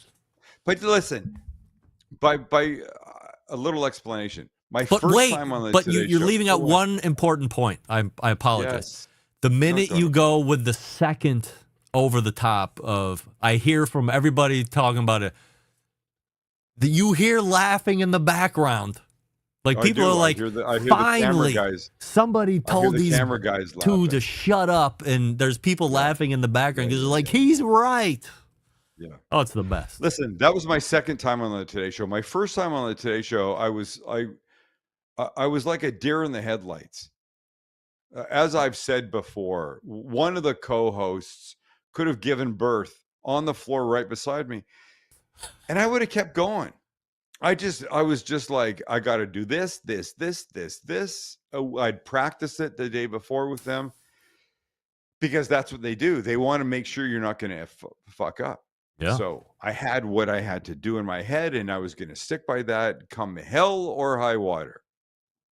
It's an expression, huh? Do you know that expression? Yes. I know all expressions. So the first time I a bomb could have dropped, I would have kept going. But the second time, now I understand the whole thing and I'm comfortable. I'm not scared of national television anymore. And they're talking, and my words can't get through to the people in the camera that are right there. I didn't know what to do. And in like two millionths of a second in my head, that came out. Please, can I talk 1 minute? And they went like, whoosh. Yeah. They stopped talking. And I was so amazed by that. Then I added that stupid line, everybody says there's too much chatter back here. And everybody were the people that were texting me the first time I was there that said, wow, they just talk all the time. Yeah. So then they stopped, and then that became a thing. Do you think as you look back on Howard it? Stern and yep. Oh, that's right. Yeah, you were on Howard Stern because he thought that was the best thing too. Yeah, he did. Well, he hated them. Yes. He hated Kathy Lee Gifford with about as much hate as you could hate somebody. He since has turned to appreciate and like her. So. Do you think, like, as you look back on that, will you go back and watch that clip from time to time? No, I don't need to. It's right here. When they're bebopping back and forth, do you think that line comes out because you're frustrated and it just comes out like that, or was it a tactic? Oh no, that was not planned at all. I imagined that segment to go exactly like the first segment, like the first time I was on the Today Show, and that came out because I was frustrated, and I honestly believed inside. The Today Show brought me from San Diego to New York to show the people in the camera right there. Hold on, where it is, right there. How to make these recipes, right? And these two were talking so much on the other side of me. I legitimately was concerned that the people at home couldn't understand or follow what the F I was saying. I had to just stop it. And that all happened. Everything I just said happened in my head in about 1 millionth of a second, and then that shit just came out. Kelly, when I'm at some event that somebody goes, and now, ladies and gentlemen, Sam the cooking guy or Sam Zion, and I'm supposed to go up on stage and say something. She'll grab my arm. She'll go, what are you going to do? What are you going to say? And I go, I don't know, sweetheart. I don't plan this. Whatever's going to happen is going to happen. Is that born from that incident on the Today Show? Oh, no. It's way before that. It's like, is she trying to plan an escape?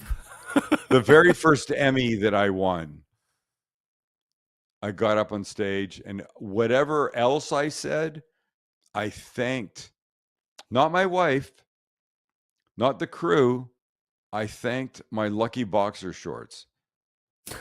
And I came and I sat down, and Kelly goes, what was that? And I go, I don't know. I don't know where that came from. It was an awkward moment. I apologize. And I don't have lucky boxer shorts. More importantly, I don't wear boxer shorts. I wear briefs. Yeah. So not that anybody needed to know that, but it was context. Yeah. It's crazy shit. I don't know. When I get on stage, whatever happens, or in front of a camera, whatever happens, happens. People will write and they'll go, "Who writes your script for, your YouTube episodes?" And I go, "Does it look like there's a script? There's no script. I don't know what I'm going to say until the camera starts rolling." You're deep frying hot dogs. Oh, fuck. No, wait. Everybody should be deep frying hot dogs. Yeah? Oh, wait. We're gonna go back to this. Yeah. Before you tonight, believe it or not, I was successfully able to rebook Andrew Zimmern on the show. You can believe it. Sent him a microphone. Sounded like you $1 sent million him bucks. a microphone. I sent him a microphone. I was happy to do it. The PR person said, I get it. We would like you to send your equipment. He didn't ask me, but the PR people did. Yes, it was there a week ahead of time as they requested. Oh, fuck. We did the whole thing. I did a sound check with him at 8 o'clock this evening leading into the show. Everything went swimmingly, no problems. And I said, I'm not telling you what I'm asking you tonight. We're just going. He's like, no problem. So I asked him the question, I don't know, about television. And he said, that's the best question anybody has ever asked me. I've been in television for 24 years. I've been waiting for 24 years for somebody to have the smarts and the intellect to ask me this question, and here it is. What was the question? I don't remember exactly what it was, but it was something along the lines of you've been in TV for, however long, and here we are in, May of 2024. Is it easier to do television now because of the sheer amount of volume of outlets, or are we at a dilution of the talent pool?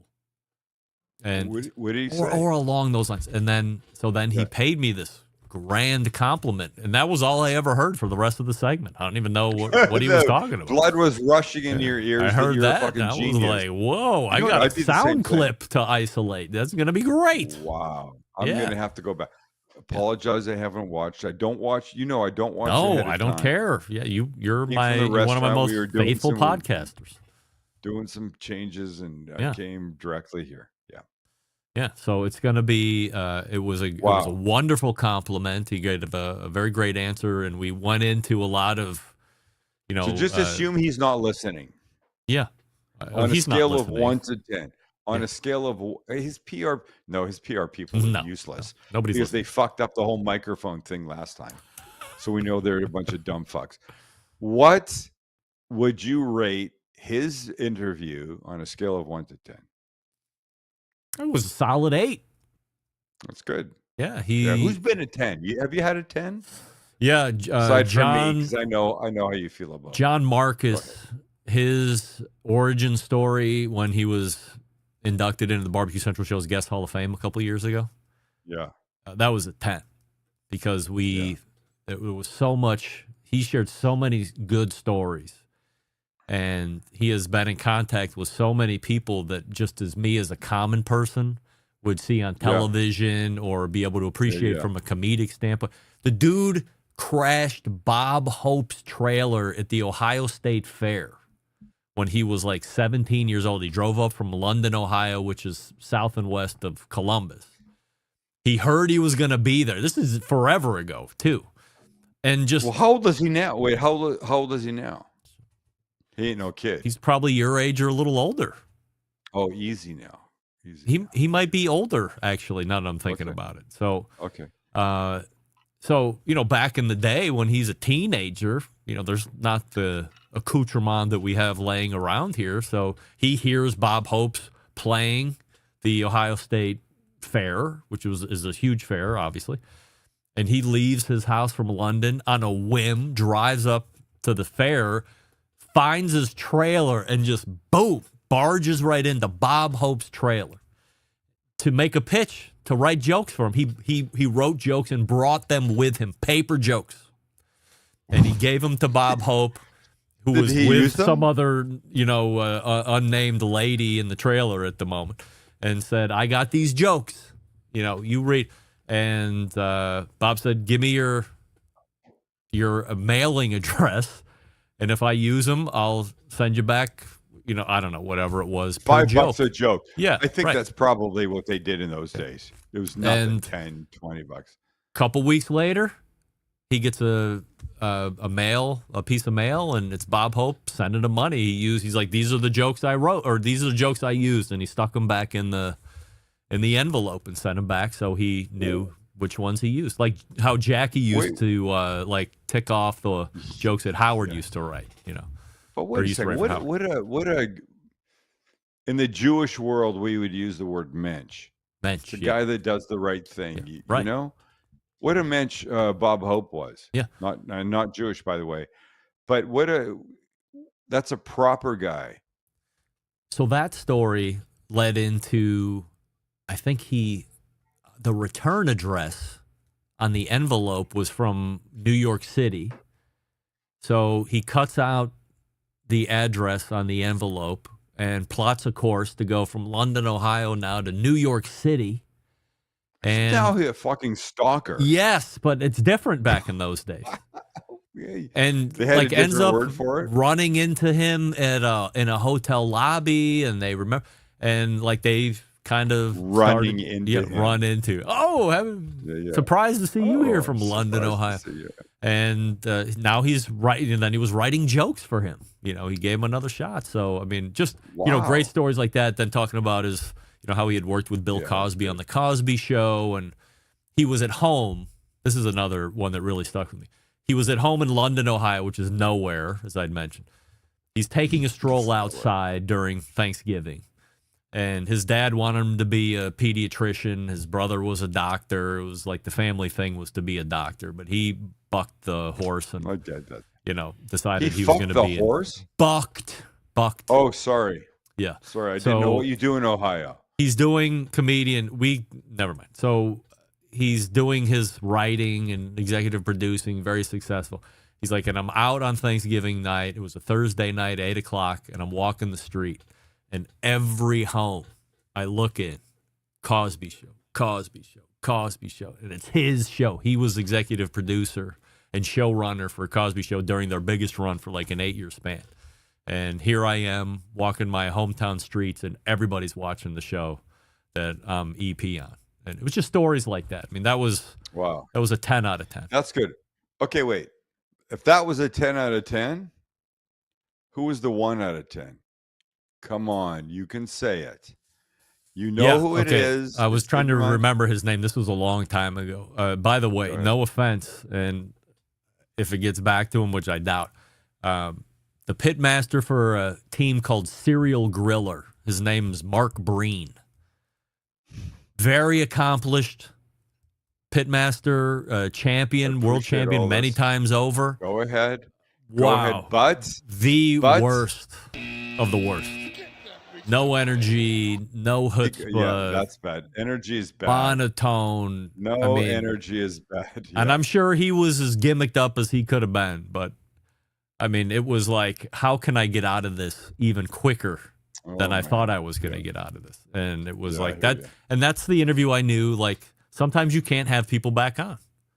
If he wins another contest, I'm not having him back. And he could win the Jack Daniels or the American Royal, and he's not coming back on the show. That's just the way. Let's call it a 6-7 minute interview? Well, the first time I ran him out, so it was a 14-minute interview. Holy shit. At what point in that 14 minutes did you go, this is hair? Oh, 1 minute. You let it go that long? Yes. Yeah, but this was years ago. He showed up. No, Listen, he showed up. None of us are the way we are now back then. Yeah. I say this, it's like riding a bike. You struggle, you fall, you break your elbow, you hit your butt, Now we can all ride a bike, but it takes experience and practice, and that means an awful lot. So let's get back to boiling hot dogs. Or, Yeah, I'm yeah. sorry, No, boiling deep hot frying. dogs. Deep frying Boiling. hot dogs. Which, by the way, if you don't have it, look, if you don't have if you don't have oil, you don't want to deep fry a hot dog. The best thing you can do is take a hot dog, make little cuts all the way around it, then throw it in boiling water. Give it a few minutes, 2 minutes or 3 minutes or something to be fine. Those little cuts you've made will open up. Then take it out of the water, then throw it in a hot pan, nonstick pan, cast iron pan. Doesn't make any difference at that point. Get some color on it. The cuts will open up even more. It'll be fantastic. Mm. But if you can take that hot dog before you do anything, and if you can buy an all beef natural casing, Yeah.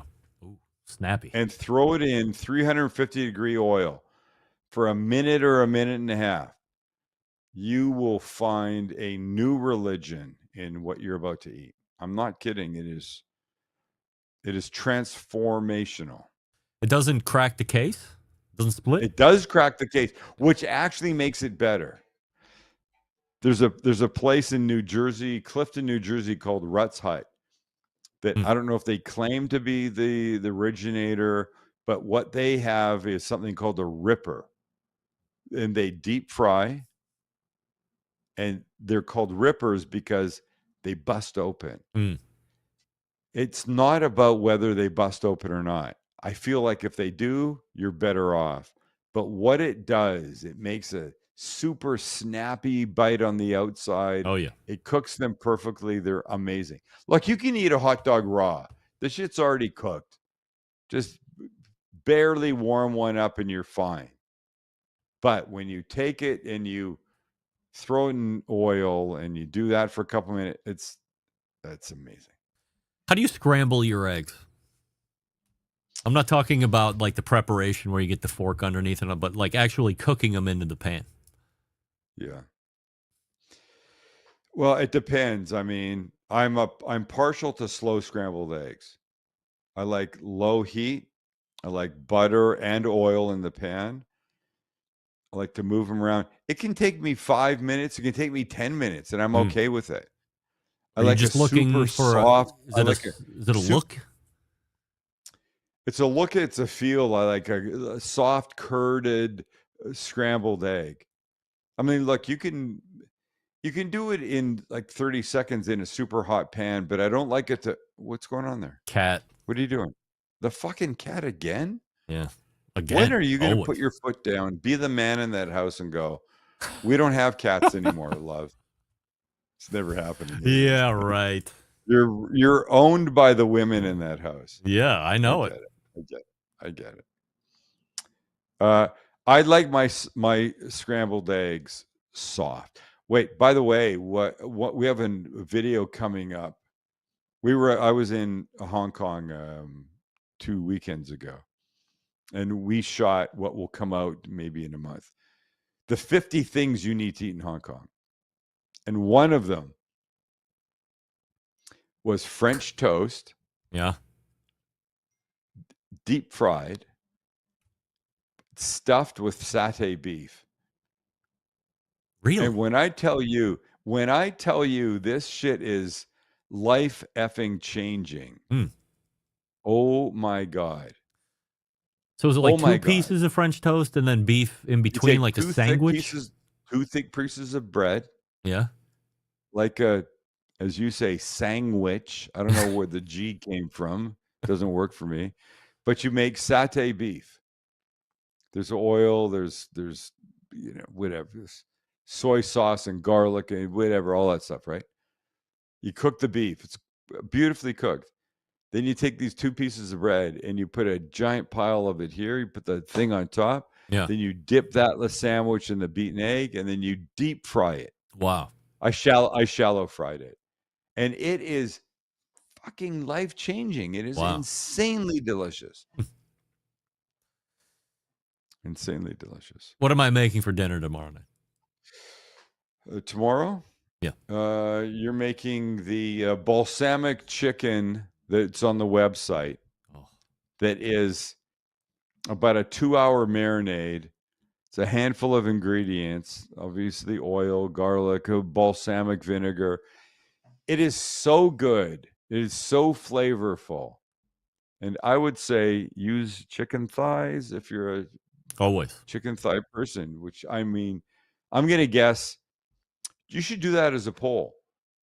But No, I'm it's going to guess 100% are chicken thighs. I mean, I think you can say 100%. There's going to be a small percentage of people they're going to be like chicken breast things. But chicken breast is fine if you cook it properly, whatever. But it's just, it is what it is. Yeah, chicken thighs are the best. You can't beat a chicken thigh. You cannot beat a chicken thigh. All right. Look, there's no barbecue competitions that are asking people to cook chicken breasts. Am I right? No, everybody's turning in chicken thighs. Yeah, of course. Because got to be a those reason. Guys know.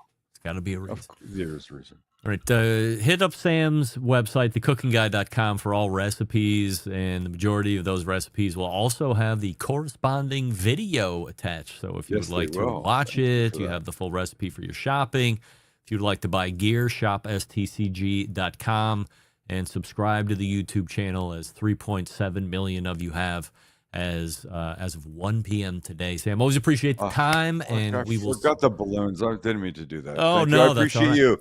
Yes, and I miss you. I haven't seen you. We you. haven't talked. Let's talk more this week, okay? All right, I'll make it a call point. You tomorrow. We'll talk. I'm going to text about somebody. you. I'm going to text you, and I expect a reply in 1 minute or less. 1 minute. That's right. You got it. I'm here for all you, right. buddy. Sam, the cooking guy, right there. Love Sam. All right, quick look at the poll. 58% of you, it's dropping now, and the no reply expectation at all is creeping up. I don't think we're going to get to 50-50 before the end of the show.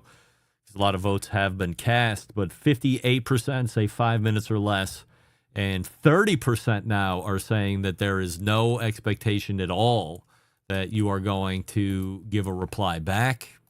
I find that to be shocking, but so be it. All right, we'll come back. I have one thing to tell you about, two things to tell you about, and then an additional item. That's very convoluted. Stick with me. Let's talk about Franklin barbecue pits, because if you're looking for an offset pit and you're looking for one made by one of the foremost authorized, it's a Franklin barbecue pit built by Aaron Franklin for the barbecue purists who want to take their craft to the next level. You have a deeply thought out and refined version of the old propane tank style cookers that Aaron built for his Franklin barbecue restaurant. Reflects his kind of bare bones industrial handmade aesthetic that he loves, as in the patina, and the way the build allows you to see the welds and the craftsmanship. Primarily made of 5/16 and 1/4 inch thick American-made steel. Anything that sees heat is engineered to be incredibly solid and should last at least 100 years or more if cared for properly. The thickness of that steel guarantees professional-grade heat retention, which is a critical component to making great barbecue. Every Franklin pit is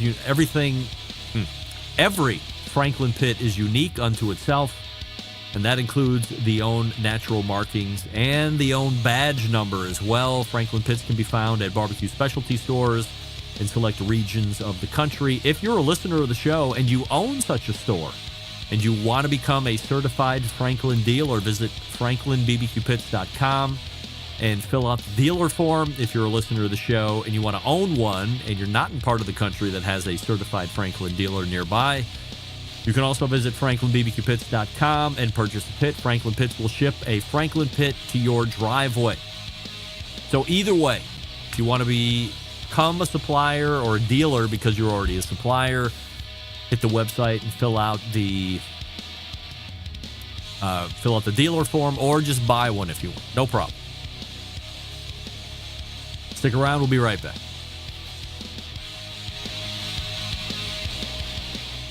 Whole packers, full racks, legs and thighs, injecting butts. If you've never heard this before, you might think you found the best XXX show ever. Let's get back to the most homoerotic host out there today, Craig Rimpey. And we thank Sam the Cooking Guy for joining us for an extended second hour segment. This portion brought to you by Aladino Cigars and JRE Tobacco, makers of the Corojo Reserva line, Aladino Classics. Sumatra, and of course they have the new blends out or that are coming out, the full 100% Cameroon wrapper binder filler, and the Fumanoche, which should be hitting shelves here fairly quickly. In fact, Thursday I should have my new monthly shipment coming in. So a lot of you have emailed me. I'm waiting for that shipment to come in. Also, McAuliffe is going to start sponsoring the show as well here shortly.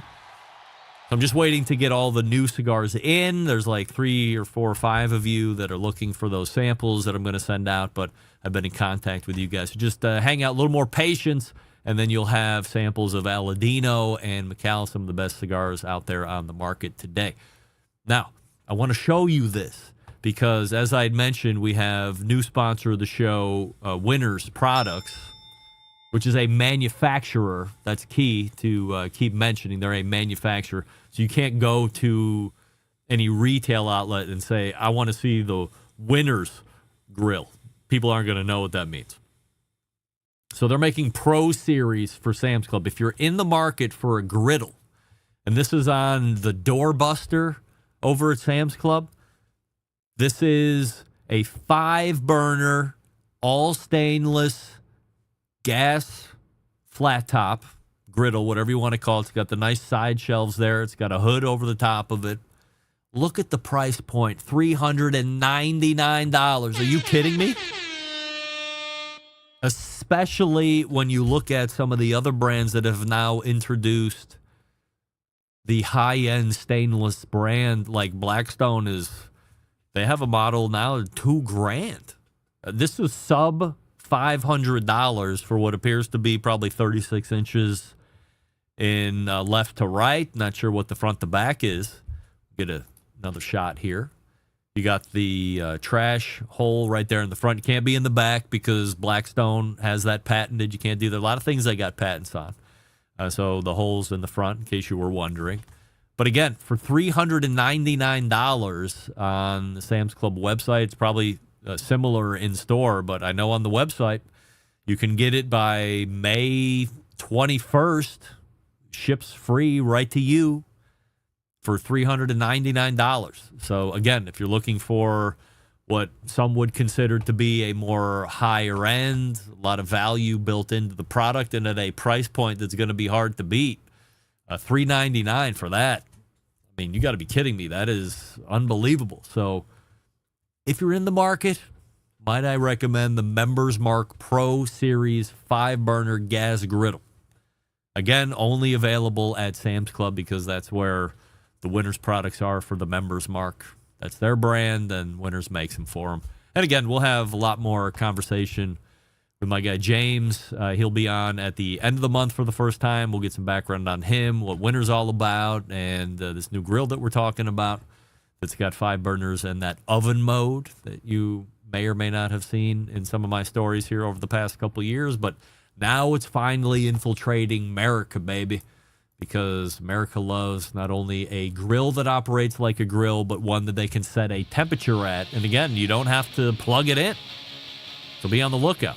All right, one more to catch up, and then we will call it a night. Listen up, gang. Our friends at Big Papa Smokers have something special just for you, listeners of the show, whether you're a seasoned pitmaster or a grilling newbie. Big Papa Smokers, your one-stop shop for all things barbecue. From their championship rubs, mouth-watering sauces, essential accessories, they've got what you need to take your food to the next level, both on the competition circuit and in the backyards. Here's the cherry on top. Big Papa Smokers offering the listeners of the Barbecue Central Show an exclusive deal. Use the code REMPE at checkout. That's REMPE. And you'll get $10 off your next $50 purchase of rubs, sauces, and accessories. Imagine the possibilities. Evaluate your ribs with Big Papa's Sweet Money, or add Big Papa's Desert Gold to your chicken, or better yet, pick up Big Papa's Double Secret and add it to your steak, and then see what happens. Head on over to BigPapaSmokers.com right now and start shopping today, and start saving today when you use promo code REMPE at checkout to claim your $10 off your next order of $50 or more. Also, don't forget to check out Big Papa's full line of recipes at cookingwithbigpapa.com. That's cookingwithbigpapa.com. And, of course, follow them on social media platforms for all the amazing recipes. We are back to wrap it with a reminder for tomorrow's live show. We'll do it live. That's right.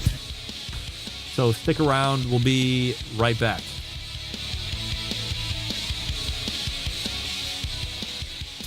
Let's get back to a guy who has more experience giving you his opinion than he actually has cooking. Once again, here's your host, Greg Rempe. All right. Thank you, David Lee, for throwing it back to me.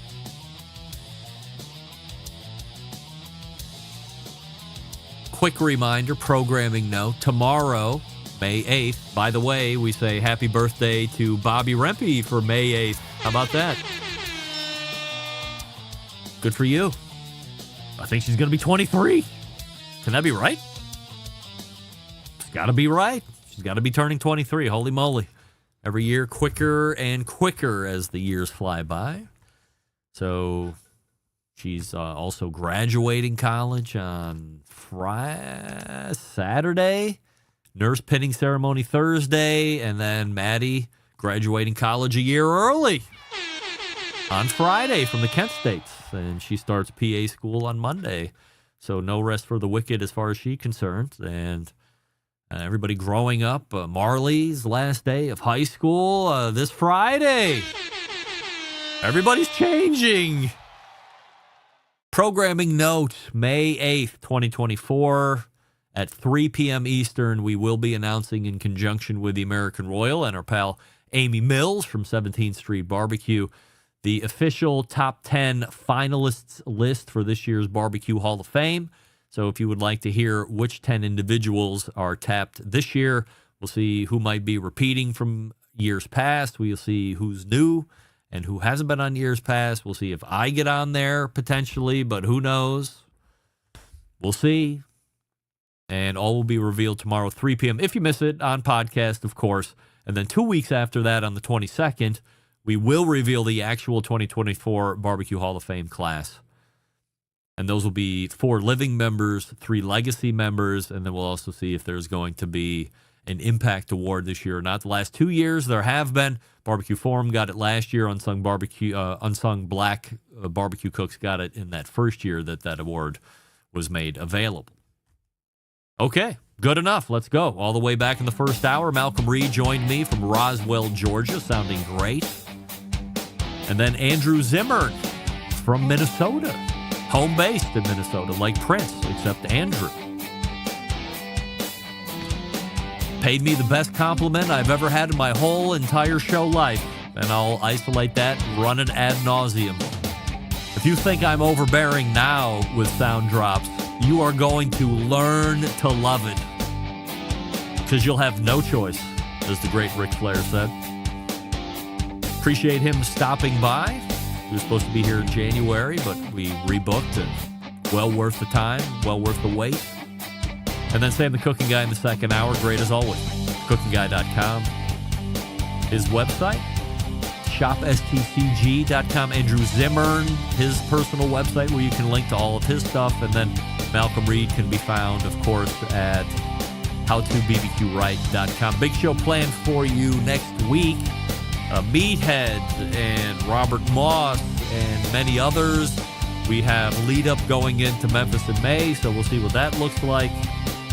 We're jam-packed for the next 2 months, 3 months. We'll see how it goes, but always booking great guests. So, how do I always leave you? September 11, 2001. I will never forget.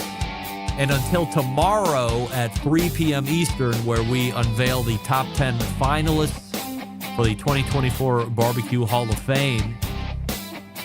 This is your program host, proud U.S. American, September 11th, 2001. I will never forget. Good night now.